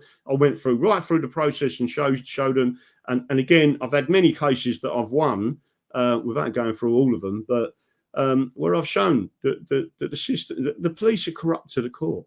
They're not the same as they were 40 years ago. I've had a few questions for Charlie Staples. Do you have a date or anything more to tell the people about that? No. So currently, there is a process we have to go through. We won in the High Court, and the High Court judge, a lovely person, a lady, that allowed me to speak. Right, so we won part of that case, and the biggest part of that case was the police were saying, in effect, and this will make you laugh because it's actually the reverse of what you think, right? They were saying that they were in effect a corporation, and corporate law covers them, and it's only vicarious liability. The police officers are not personally liable. I said that's completely wrong. They take an oath and they're personally liable, and they're actually Crown servants. They're not employees of the Metropolitan Police Commissioner or the Chief Constable. There is only one rank in the police, and that rank is Police Constable. Don't matter what they call themselves, that's their internal ranking. People can watch the video of me arguing outside Buckingham Palace and getting arrested. And I've also got the case was thrown out of Westminster Magistrates Court. So the point I'm trying to get at here is people need to understand the basics of the law. And the basics of the law is they can't do most of what they're doing. Most of it's unconstitutional. But if you don't know what your constitution is, they took it out of the curriculum in the early 1970s, right? And the reason for that was because we joined the European Union, or it was called something else then, but we joined the EEC, right? And they knew exactly what it was. They were subverting the constitution, which is treason, right? Absolutely. And again, once people understand everything, and we've got it all mapped out, we can show people. But again, we're shut down on systems. We're shut down on these systems. Again, you know, you get these idiots calling us racist. You've got the idiots saying all this. Listen, I don't care. I'll say to people, listen, if I had young kids and I had a bad accident and I've got little nippers and I could give my children to a black couple, right, that were Christian, that were loving people, right, and they took that, I would turn around and say to them, you know, you're just like me, so I'll trust you with my kids, my friends, etc. But I want vice versa. So in other words, you know, if that same black couple had a serious problem, right, I mean a serious problem, and they both had to go into hospital and their kids, right, they could give their children to me. I don't care what colour they are, they're children. No, you look absolutely. after them, right? And that's what I'm saying to people. So again, absolutely, everyone should understand that. So in the Constitution, I've heard in the last 4 years, a lot of people talk about that the only way out of this, the only solution is Magna Carta, Article 61. What do you say about that? Does it have any merit? Because there's quite a big movement for this Magna Carta, Article 61, and actually even the 1215 is spoken about, the Great Charter 1215 is spoken about as having the answer. What would you say to that? So there's a number of things I'll say. First of all, John Hurst, who is one of the founding members of the Magna Carta Society that produced the petition that went into Her Majesty the Queen, that went in as a proper quorum, it was all done properly. He was a personal friend of mine. I know other members of the Magna Carta Society, right? So we're in effect an extension of that. We're the English Constitution Society. Right, yeah. I mean an unofficial extension of that, but we actually know the real law. Most of the people talking about Magna Carta, Article 61, are talking complete nonsense, right? There is a process.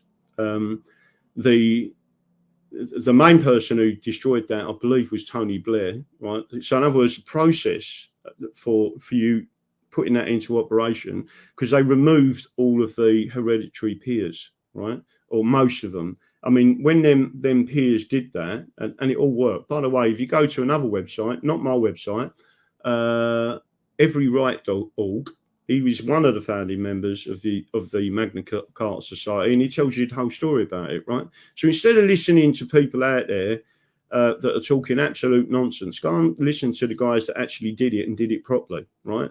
So, and that was a guy called John Bingley.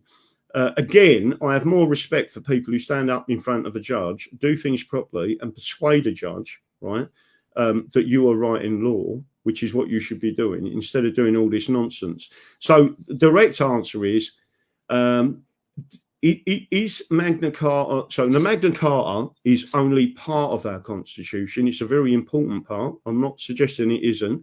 Can you repeal the Magna Carta 1215? No. Why not? Because of a word called jurisdiction. Parliament cannot repeal something that's out of its jurisdiction. So is it all enforceable? Yes, it is under the common law, right? But you need people that understand the law to be able to present this properly, not some of the people that have been going away doing all these weird and wonderful things. Like I say, I know John Hurst. I worked with him. We worked on cases together. He wasn't a mug. He was an ex-police officer. He even apologised to me for being a police officer, right? But he wasn't one of them that are there now. He was old school copper, right? An old school copper I ain't got a problem with. So just to make sure everyone's aware, Article 61 is still valid. The process in which you can initiate it is virtually dead, and mainly because of what the British, right, have done. The British establishment, the British regime, the British whatever you want, the British legal fiction, right, has removed the elements where you would initiate that. Right. Okay. So it seems the British legal system has done a lot. Can I put this out for a few questions at the moment? If anyone wants to throw, I know there's a few people that want to throw questions out, but so really what you're saying is that the only way we can, and this is what my take is as well, is the only way we're going to beat the system is to educate ourselves with the law. Correct. I mean, what is the difference between your natural birthright laws and the Constitution? The Constitution, but basically, and put it in writing to what your natural laws were. So when you say natural law, right? Natural law is God's law, right? Or if you want to call it universal law, or the law of the universe, or whatever you want to call it. It doesn't mean two wolves eating deciding two wolves and a lamb deciding what they're going to have for dinner, right? Which is what democracy is, right? Yes. So we're not a constitutional democracy, and America is a constitutional republic, not a constitutional democracy. There's a great video out there about that, which I could play and show you. The point I'm trying to make to you here is the Constitution is basically convention, the common law, statute, other various bits and pieces in a common law form, which means it can have adjustment over time, right? The common law, or what you refer to as natural rights, most of that come from the Anglo-Saxons. Most of that goes back even further than that, and they call it the triad. And again, once people understand, I mean, I'm not an expert in the ancient laws, although I've got books here on ancient laws, and their laws were better than our laws, I've got to tell you. The woman was the educator. The woman was the homemaker.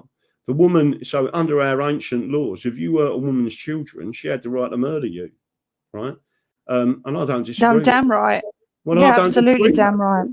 So they had better laws than what we had, right? So if you had a paedophile get hold of one of your kids and you're female, under our Anglo-Saxon never walk out. laws, you could kill the paedophile, right? And the thing is, that is part of natural law, right? So again, I want to make sure I emphasize this to people. The common law, and people talk about common law rights, the common law controls statute, right? That means that they cannot make a statute that conflicts with your common law rights or your constitutional rights, right?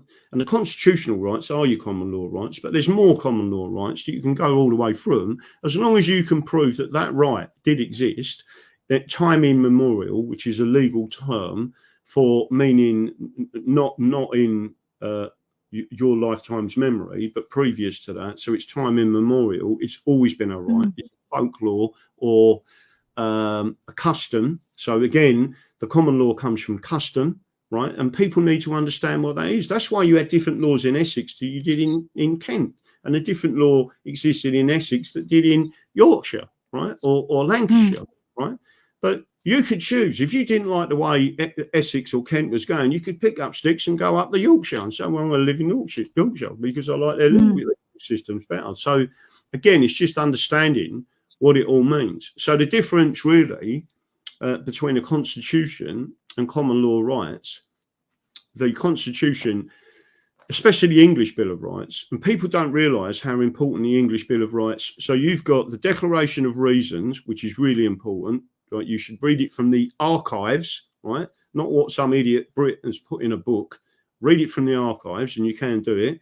Read the Declaration of Rights from the archives, and read the Bill of Rights. And what you'll find is the Declaration of Rights had 27 heads of terms. It protected every element of what you needed protected at the time, right? But it also allows for some time in the future for us as the English to turn around and say we need a digital Bill of Rights that protects us from the overreach of the government, right? Because they've gone too far. They're enacting laws that they shouldn't do. And this is crucial for everyone to remember. We have separation of powers. Why do we have it? Because the Crown's not going to throw itself under the bus, is it? The judiciary is not going to throw itself under the bus, is it? And then Parliament is not going to throw itself under the bus, right? So you need another group of people that looks at what they're doing and says, yeah, we're going to throw you under the bus, right? And they do. Well, that's how it used to work. Now what they've done is they've brought this in. They've illegally, ultra-vires it's known as, repealed Chapter 3 and Chapter 2, back and fronted Chapter 2, clauses in the English Bill of Rights. And I'm talking, so you'd have to go and have a look at the original, not what you're seeing online. They hide this from you. And when you actually look at it, you know that Parliament is not sovereign, right? So again, if you talk about juries, and I could talk about your rights as citizens arrest, right? When we do our talks, we tell people and they go, wow, I never knew that, right? So a juror or a group of jurors in a jury trial, which is why they're trying to take your juries away now. The lady Chief Justice, the new lady Chief Justice wants to take your jury trials away. They already took our grand juries in 1930. Who did that? The British, right? So the sooner you get that British label off your forehead and start saying, I'm English and these are my rights, all of a sudden you create a big problem for them, right? So let me just say, if you're a juror, you, by your own conscience, have the right to nullify in an individual case. Make sure you all understand what I'm saying. In an individual case, so there's a defendant standing in the dock, you are members of the juries, you take the oath, right? You can nullify the common law, which means Judge May's law, basically, but you can nullify the common law. You can nullify the King's law or monarchy law, right? And you can nullify statute, right? So who's sovereign? You are. We are. Because if you can nullify any law, which you can, and the judge, so a barrister and a solicitor in a court of law will never tell the jury that, right? The only way you can tell a jury that is if you represent yourself and then you have to be able to explain it properly and the judge can't stop them. You can't stop you from doing that if you're representing yourself because it's the law of the land, right? But he won't tell the jury that. He won't tell the jury that they have a common law right to find you guilty or not guilty, right? And the major point here is you cannot appeal a not guilty verdict, right? The only thing you can appeal if they had any form of problems with that trial and not guilty, they could say the judge misdirected the jury, some other thing, but you can't appeal the actual verdict of the jury. It's got to be something else. So if the jury says to you not guilty, just to give you an example, Charlie Staples defended himself, the police battered him, they tortured him, and then they charged him with assaulting an emergency worker. So he went hearing this too many times.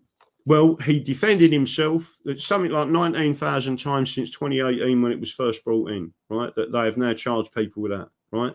I'm telling now everyone, he defended himself in a court of law, and even the judge, when questioning the lead police officer in the dock, right? Oh, sorry, in the witness box. We showed the video and he said, so he's handcuffed on the floor, face down on the floor. You're all over him. Can I ask you, as the police officer, the sergeant? And he went, yeah. He said, why was your camera switched off? And he said, but secondly, why did you smash his head up 4 times on the floor? What was the purpose of that? Right. So the judge had got the ump now, right? Because he now sees what's gone on. He's seen the video evidence. This is in a Crown Court in front of a jury, right? And you know what the police officer said? Police sergeant? He said it was for his own safety, Your Honour. And the jury started laughing. And the judge looked like he was going to punch the copper, right? Now, that case is now in the High Court for torture, right? They don't like it. They don't like we're the only people that have ever... There's something else out there called UNCAT, which is the United Nations Convention Against Torture. It was ratified by the British and the Americans and many other countries around the world. Part of that is universal jurisdiction. But let me just say this to you. The British incorporated... with the Criminal Justice Act 1988, Section 134, and then there was another section which is a veto, which is 135. They incorporated torture, right? So it's a criminal offence for a state official to torture you, right? We was the first people to ask for a private prosecution of the Attorney General. The Attorney General said no. We appealed it. It went to the High Court. The High Court come back and went no. They're crooked judges, right? And then it went to an appeal with 3 judges. No, kicked it out, right? Now it's going to universal jurisdiction. But let me just make sure everyone understands in this case where Charlie Staples defended himself criminally in the court, right? He got a unanimous not guilty. And the reason he did was because the judge said to the jury, in this country, torture can be a defense. If you believe he's been tortured, No. it can be a defense. I'm telling you now, it's Yeah. all on record. He explained torture as unlawful violence, which is exactly Yeah. what he put to the jury. Yeah. And he sat back and said, now let's see what happens, right? And that jury went out and come back unanimous not guilty, right? Fantastic. So 4 police officers were not believed by the jury. They see the evidence from Charlie. So like I say, don't forget he's only young. He's a plumber. He's one of us. One of the reasons that we've all supported him so much is during that whole process of you know what I'm talking about, the jibby-jabby and the lockdowns, right? His mother had the jibby-jabby. His mother died, right? Yeah, he had a right of course, to he's be out very. on them streets, telling people this is dangerous, don't do it, right? And against lockdowns and against all that, he is one of the bravest people I know. He was 23 at the time. Can't remember how old he is now. 27, maybe 28. Because of the time it took to get there, they're trying to bankrupt him, right? And yet all these people out there, this is such a strategic case that can help the people, and no one is, Yes. is out there. You know, and you can start to see what's going on with Tommy Robinson, what's going on with certain other people, right? And what we're saying to you is, listen, we're constitutionists, we're not left or right. We believe in you, the people, right? The working class should love us. The middle class should love us. Most of the aristocracy, if they know what's going on, and I believe they do, should love us. The only people who won't love us are the people out there that are pulling them strings, the puppet masters, because they know Absolutely. we're talking is good stuff. Any more questions? Oh, I've not had anyone. I just want to say, when we're dealing, you know, you're saying, and I completely agree. I've seen it in court. I've been in and out of court supporting people quite a while now. You're dealing with a corrupt system. It's been infiltrated by corrupt individuals. Yeah. The so-called king and queen, as corrupt as they come. Yeah. How do you think you're going to seek the justice and, you know, bring back the true law and constitution in such a corrupt system? It's quite well. So I'm not suggesting to you it's easy, but it's not. But on the other hand, it's not that difficult. You just have to know what the law is.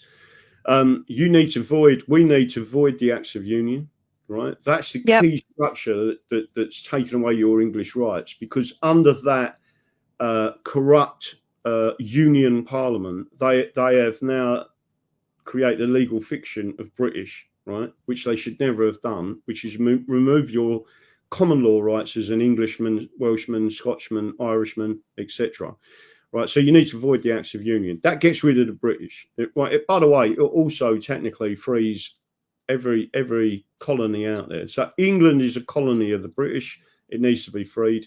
And once we've done that, you would go back. So what people don't realise is you go back to a distributed system. All right. So England used to be technically a confederacy.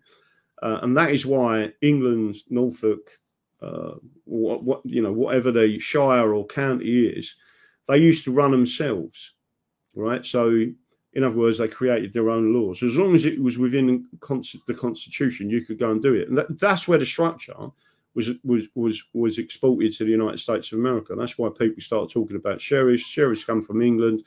Marshals come from England.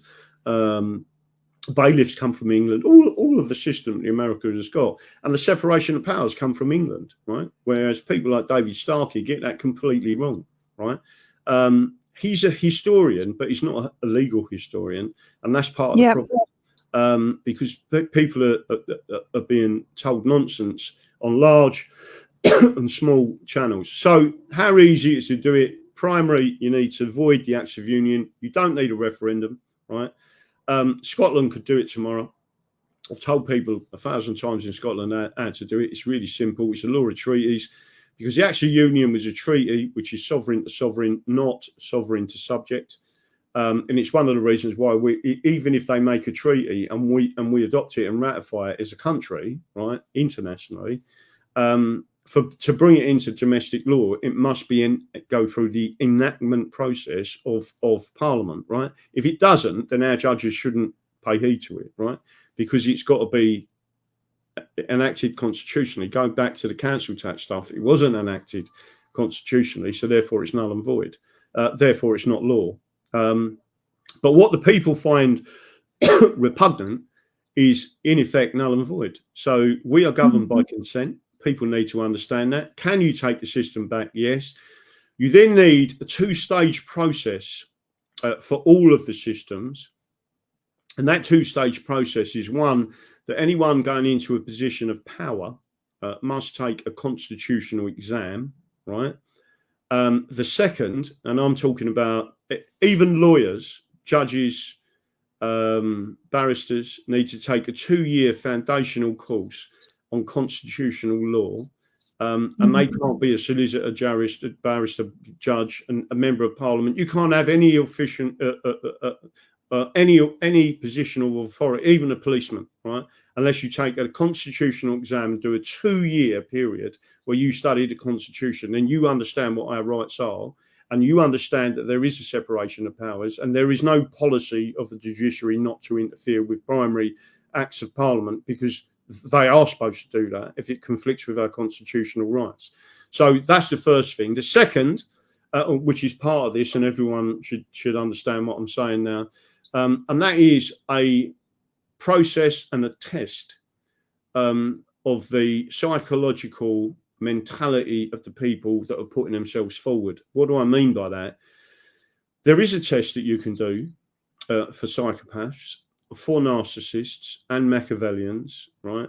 And you need the dark personality or the dark triad to be removed from all positions of power.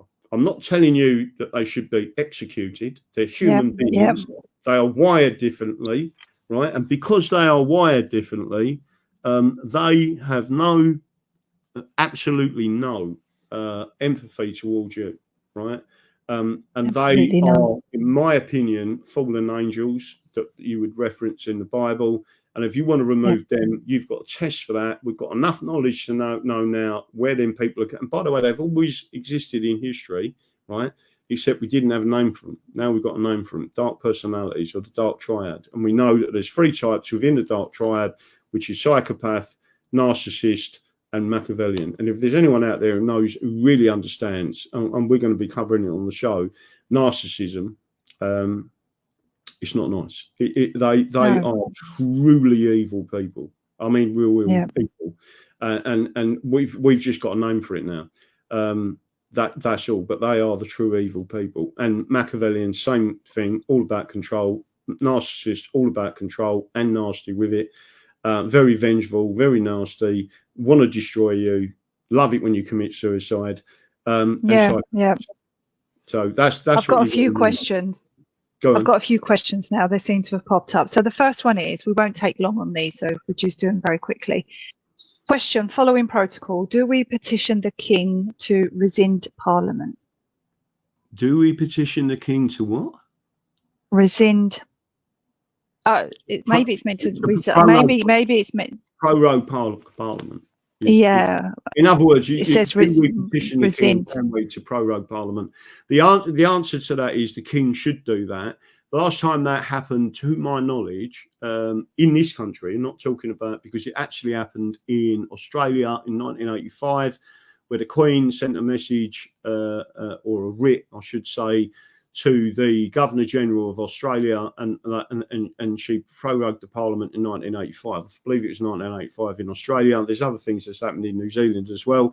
But the last time it happened in this country, where the Queen, it was Queen Anne in 1703, Ashby versus White. That case wasn't just about voting; it was also about the separation of powers.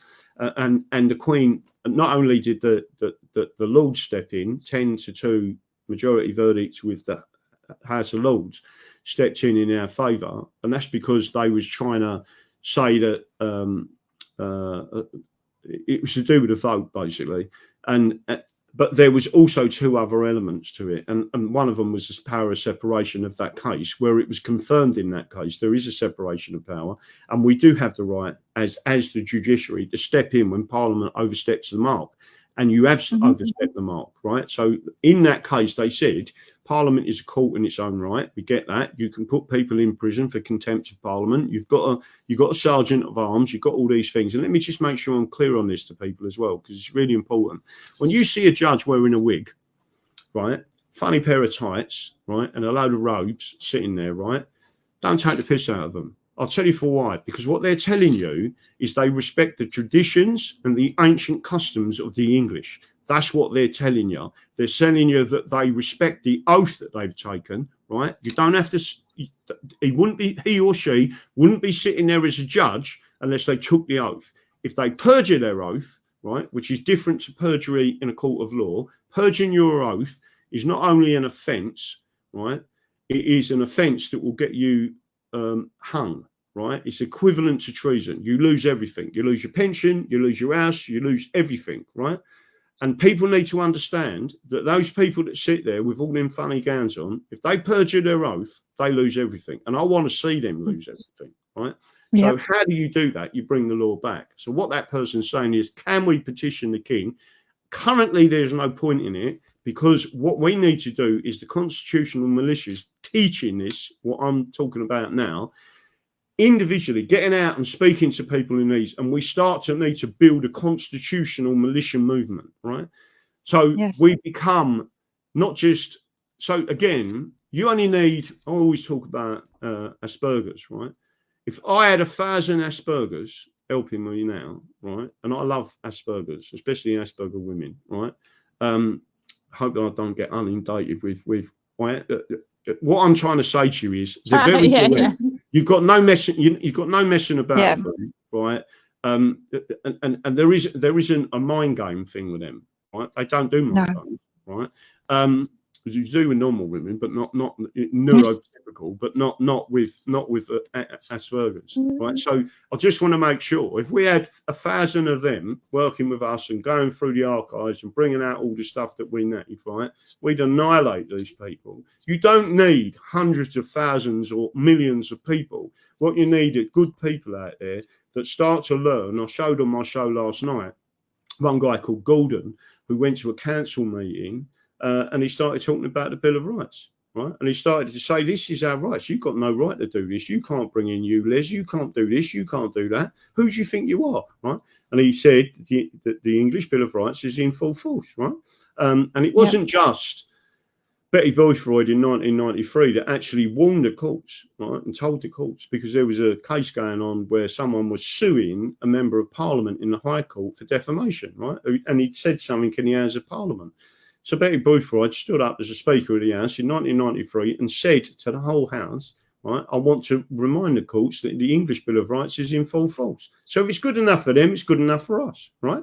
Yep. Then in prior to that, July 21st, 1988, right, which was the 300th anniversary of the Glorious Revolution, the Queen said to both houses of Parliament, she made a declaration and she said there is a separation of powers and the judiciary is independent and the Bill of Rights is in full force, right? So everyone should start understanding the only people not getting this, right, are the free men of the land, the strawmen, right, and the people who haven't read law. You should trust the people that this is that bad stuff has happened to, that are trying to protect you, right, and trying to protect the future generations. It is our job to take the flame of freedom from our ancestors and pass it on to the future generations, and that is what we're trying to do. And all of these people in the background that are fluffing around with all this nonsense, they're not working in anyone's favour. And it's not a game, people. I'm telling you now, you're going to end up slaughtered on the streets unless you start bucking your ideas up. I think that's great. So I've got one here saying, how can you prove that the Local Government Finance Act is not law? You said it wasn't enacted, it wasn't given royal assent. Yeah, so we can prove that through Hansard and the process, because the process is in there. Let me bring it up for you. I don't think I can screen share.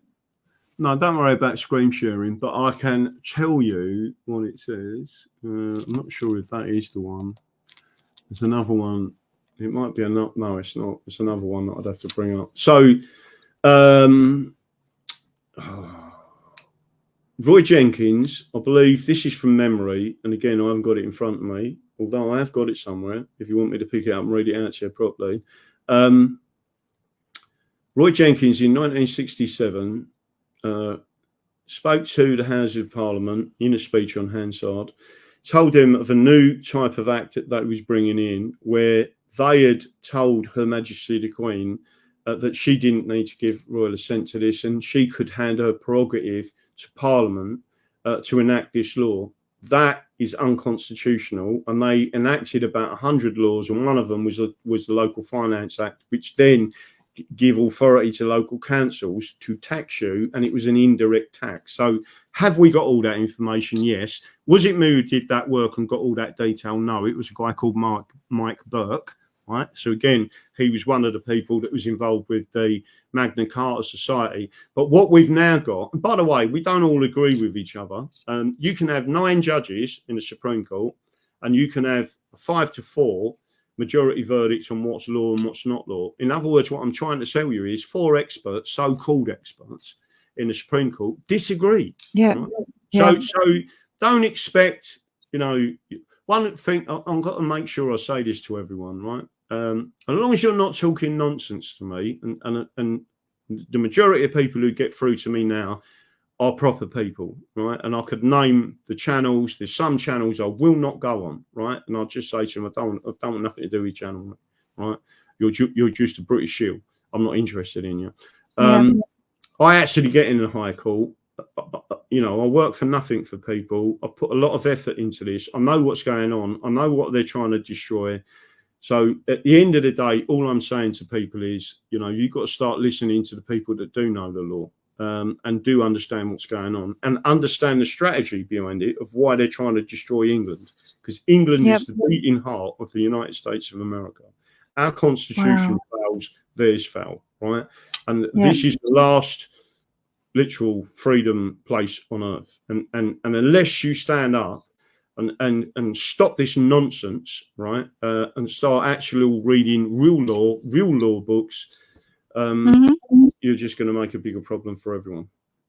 And to kind of end it, because I don't want to keep you too long, we've been 2 hours already, I could carry on. But so when you say start reading law books, so what books would you recommend for people to start reading so that they can understand the Constitution? We haven't got 2 years. I know you say like judges should take, or someone should take a 2-year course. We don't have that. What can we start reading to really get the foundations and understanding of how we need to deal with this? Right. In that case, so first of all, I'd have to go over and pick up some of the old books. So first of all, the books that I read are often very old law books, right? Mainly printed in the 1800s. I've got some books that are like 700-800 years old, right? The point I'm trying to make to you is that there's no British bullshit in it, right? That's the first thing. The second is, I would advise people, and you need to listen carefully to what I'm saying, right? Download the original text, right? Go and have a look at every right. Go and have a look at the daddydragon.co.uk. Have a look at the English Constitution Party.com. Have a look at the English Constitution Society.com. 2 separate websites, right? And understand what it is we're all trying to achieve here, which is liberty and freedom and get our rights back. I would suggest to people, this is what you start with. You start with downloading the Declaration of Reasons from 1688, right? You read the whole lot and you'll understand that everything that went on then is going on now. Download the full element, right, of the Declaration of Rights, which is a separate thing to the Bill of Rights, and you read that. Download, and I'm not talking about from the government website. I'm talking about go to the archives and get the original format of it. There's another site called The Secret People. And again, if you go to that site, you'll see a lot of this stuff in there and access to the archives. The Selden Society, which we are members of, and various other bits and pieces. Hamlin Trust is another one. You can get some excellent information off there, and they do lectures, and that's where High Court judges come to give lectures to lay people about what the law is, right? There's some brilliant stuff in there from Lord Denning. Which site? Which site is that? That's Hamlin Lectures. So the Hamlin Lectures, if you put a thing in Hamlin Lectures, you should go, I think it's an Exeter University that have got all of, and you can download the PDFs and you can read all that. You'll get a very good understanding of what our law actually means, especially when you read the first one from Lord Denning. Wade is on there, which is one of our fantastic scholars. The law books I've got here that are really old, from old scholars that writ out our Constitution exactly how it is. So the next thing you need to do is also download something that's really important and people often miss it, and that is the Act of Settlement of 1701 in its original context, right? So, and again, download it as originally enacted, not the repealed versions, because they weren't allowed to repeal it. It was an extension of the Bill of Rights. Most people don't know that. It was further ensuring or safeguarding the liberties and freedoms of the English. That on Chapter 4 tells you that your English rights, or the English law, is the birthright of an Englishman, right, or the birthright of the people. So people need to understand exactly where all this comes from. So when I say these things, it's not made up. It's actually written in law, and we've got a largely written constitution. It is not codified for a reason. I believe we are in a better position than the United States of America, although they've had some tweaks that are quite like, and I've got no issues with looking at that. But that's the basis of what you need to do. So you need to download the Declaration of Reasons. You need to download the Declaration of Rights from the archives. Yep. So you're getting the originals. And then you need to download the original Bill of Rights, right? It's quite hard to find, right? Believe it or not. And translate, because they always try and show you the repealed version. They're not allowed to, and the reason they do that is because it's ultra vires. They're not allowed to repeal it. They wasn't allowed to repeal any aspect of it. And then you go into even further, which is the Act of Settlement. There's about another 15 documents, which again, on our website, we list them, and we list most of them. And then you get a good understanding. It'll take you, if I'm honest, to read through all that properly, 2 weeks. You know, if you and then, dedicate yourself. And then all of a sudden you start to get an idea of what is actually going on. There are other books. Well, I mean, I've got books here that are fantastic. Well, if you don't mind, when you get a bit more time, maybe you can, just sort of message me some of the books, because I think it's important that we, read the books that are going to be beneficial, because there's some which are more modern and they're probably not, like you say, telling us the truth. Exactly that. And that's the bit that people can't get. They don't understand. There is no such thing as a British Constitution. There is no such thing. It never existed, never will exist, right? What exists is an English Constitution and a Scottish Constitution, right? And the Acts of Union was only two nations, and that was England and Scotland. Right? Ireland was, on its own, but it's still under the Magna Carta. But it was classed as the Dominion of England, and Ireland was quite happy with the Magna Carta and even the Bill of Rights, believe it or not, except they changed the bit about the Pope, which is understandable. But although technically I believe that was unlawful. But that's all I'm saying to people. If you educate yourself on that, and then we're all singing off the same hymn sheet, and then people get it. And then there are a lot of people out there that still, strangely, don't live in a fantasy land of what the law is. And by the way, if you want to do another show, by the way, and talk, I was actually going to ask you that. Would you like to come back on again, and maybe we can use this if you've got time, and I know you want to get the word out as well, and I want to do that, but maybe we can sort of do little topics on it on different days, and that's the best way of getting people, because there's other things. So we could have spoke about jury rights, we could have spoke about citizens' arrest, and people don't realise you've got the same power as a police constable, right? Except you can't make an arrest if you don't see the crime, but if it's physically in front of you, you can, and you've got the right to arrest a police officer. If you see that police officer committing an offence, you've got the right to arrest them. And the third thing, and most importantly, to most people, people don't understand this. I've got to be careful I say it, depending on where you're putting this out, but we can do a show on it, right? I've done it on Rumble, and people are gobsmacked, right? Chemtrails, all right? Yes. Under the common law of England, chemtrails is technically illegal, a criminal offence, and carried a life sentence, right? And when you explain it to people, people go, where did you get that from? And I say, the common law offence of public nuisance. And the reason why it was put in place was if you start to trespass against someone or a person or their land, when you've done something wrong and you shouldn't have done, right?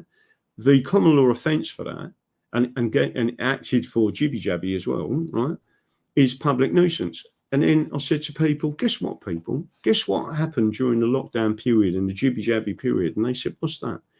I said, they repealed the common law public nuisance offence. And it carried not only a life sentence in this country, but the original sentence was the death penalty. So that's how serious it is. It sounds like a Mickey Mouse crime. It's not. Public nuisance is the most serious things. It basically means you're poisoning people, right? And I brought all this up, and then they repealed it in 2022 or 2023 and brought in some fanny of a statute, right? And I said, isn't it funny that for hundreds of years this has existed, and all of a sudden you want to repeal the common law offence of public nuisance? Really? Right? So It was obvious to me that all of this was planned, because you don't go through these laws and repeal things for no reason, right? There's always a reason to why they're doing it, and that's what they did. So remember that, and also remember that there's a follow-on tort from that as well of public nuisance. And people need to understand that we have got rights against these people. They can't do as they like. But again, you have to come together as a constitutional militia, right? And then you need good people, not just me, but others thinking through this process. There could be good barristers out there, right, that get it. And they say, well, we'll help you with the case. We don't want to put our name to it, but this is the law on that. And it bang, right? I used to, going back 5, 6, 7 years ago, I used to have a couple of judges that used to talk to me. Right? They're now retired. And they used to say to me, you're right. You are right. But I can't help you. I can't do anything. I can't foot these. There ain't, because they're all getting pensions, right? Pensions is a communist bribe, a forward bribe. Yes. And that's how they took over. Yes, absolutely. Graham, I would absolutely love it if we could do this again, and do little sort of maybe 1 hour, just sort of bite size of different things, and, use your knowledge, use the platforms to try, because social media is one of the best ways to, I don't think they really banked on social media backfiring onto them, but so we kind of need to use it to the advantage. And while I've still got this platform, I plan to use it. It seems easier at the moment to get things out on Facebook. We have to be careful of the words and everything. YouTube is a bit more, I have to be careful, but I'll still put it on there. But I would really like if you can come back and we do little bite sizes of different things so that people can start to really understand. Like you say, we can talk about the Public Nuisance Act. We can talk about all different acts, what they mean, how to use them. Anything that you think will help. I'll go through some old cases, etc. But again, the major thing to people is, I always end my shows on it, and that is the Constitution is the solution. And if you understand the Constitution, they are terrified of it. Look at any strategy, any military strategy, any political strategy. You need to remove what is going to damage you, and that's why they've erased the Constitution from people's memories. When you understand you do have a Constitution, it is English and it is Scottish. There's no such thing as a British Constitution. And in reality, to all them free men of the land and strawmen out there, if you want to talk about legal fictions, the legal fiction is British. And once you realise that they put a legal fiction of British right across your forehead, and by doing that, they've erased every one of your rights. Someone did say to me once as well that when if legislation becomes a detriment to you, causes you injury, harm, loss, deprivation, then it needs to be wiped. Yeah, it's because redundant. And at the moment, sorry, so you need to carry on. stand up. I mean, on social media, I do agree doing these. I don't mind doing them, but we've got to build up the constitutional militia groups. So what we're doing then is getting these real people doing their reading, getting these people out there, understanding what's going on, and we need to come together. And that's why I'm going to be going around. So if people's out there and they want me to come down to their local church hall or wherever it is, right, we're gonna do in them. We're aiming to do one a month, but we want to be doing one a week, right? So I'll do 5 nights. I'll do 5 nights a week, 8 till sometimes 10, depending on what's going on. Live every night on Rumble on the Full English show, right? And then what I do is at weekends I will go. Normally on a Sunday, I will go to an event and go, right, bang, we're going to do this. So there's one coming up in Devon, there's one coming up in Oxford, there's 3 others coming up in different places, which I've got to go back over and get them to sort it out. But again, the people need to organise it themselves. Right? If I start getting one a week coming through, it's fairly obvious I can't do that. All I want to do is say where it is, what time it is, how many people, you're going to get people there. They do take donations, right, which they give to me. All that does is go into this show, and it goes into my research, and it means I can get to the events, I can do this, I can maybe stay in another hotel or whatever. So you know, I don't think that I'm driving around in a Rolls Royce and I've got a gaff in Spain and I'm putting all sorts of funny stuff up my nose, because that don't happen, right? I am dedicated to what we're doing. That's it. Well, and I'm, you know, we'll talk behind once we finish. I just want to say before we finish as well, you look fabulous. You have lost weight. You look absolutely amazing. What have you done? I've lost in total about 5 stone. I'm aiming for another 2 stone. So one of the things I do is fast, but I'm also on something else called there's books out there called the China Study. I've changed my diet as much as I could. I'm not a vegan, don't get me wrong, but I get meat out of it as much as possible, and eat more natural foods. Also exercise a lot more, so I exercise 3 to 5 miles a day if I can, right? And then on the other side of it is I got rid of all pharmaceutical medication that was on, got rid of the lot, and said you need to take control of your own health, right? And that has started to reverse things. That the damage was done by that medication, which I'm not going to go into detail with because I'm not going to give medical advice. But I will say this, right? Nutrition is crucial to the human body. There is something called the essential 90, right? And there is a group out there that have honed this to an absolute skill where you can take it as a supplement, but it's completely natural.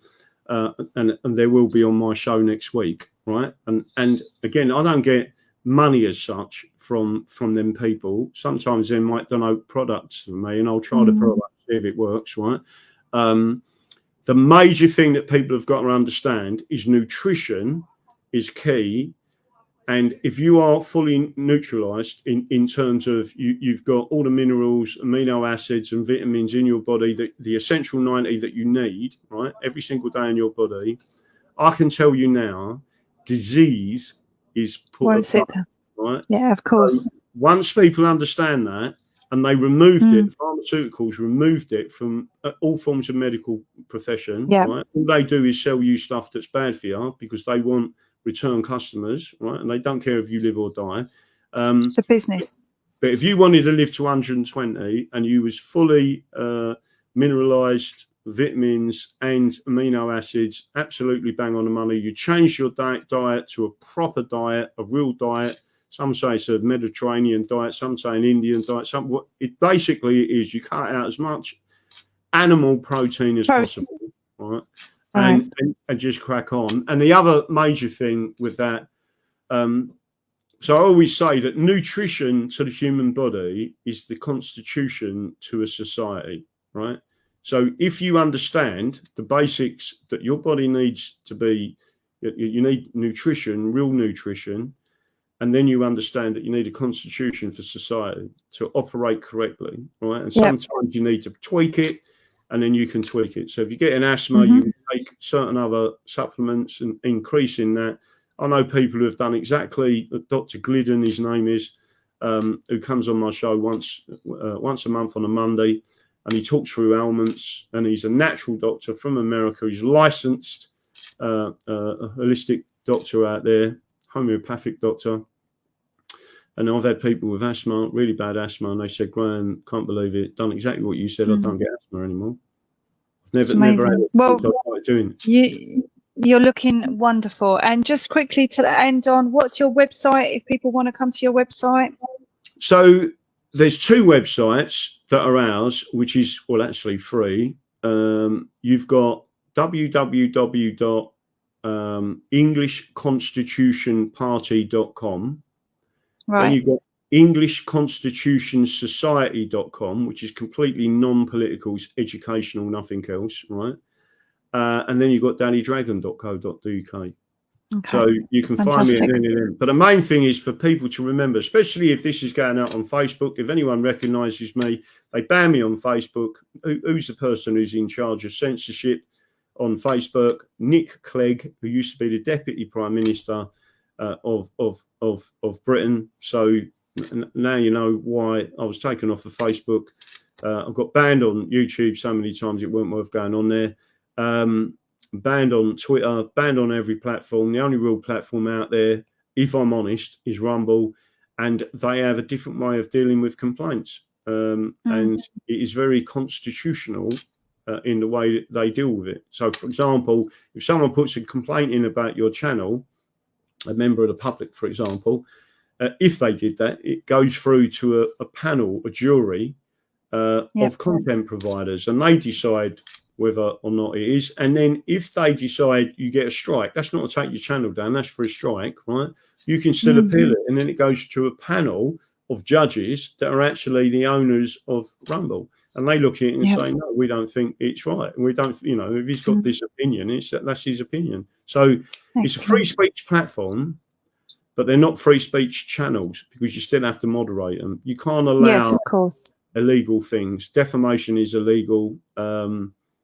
There's lots of incitement to violence is illegal, unless, of course, you're talking about a militia and you're in tyranny, and then you are allowed to talk about that. Yeah.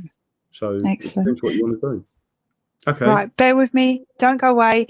Thank you, everyone. I hope you've enjoyed it. I know I have. Lots of information here. Thank you, Graham, for joining me and giving us your time. Hopefully you will come back again. I'm going to download this. I'm going to put it on Telegram, YouTube, Rumble, whatever channels I've got out there. So please share this live, send it to groups. And as I said, to bypass shadow banning, write a little status, tiny one, and put link in comments and link everyone onto this to spread the word. Thank you so much. And I'll see you guys again very, very soon. Mwah. Ciao for now. Thank you, Graham.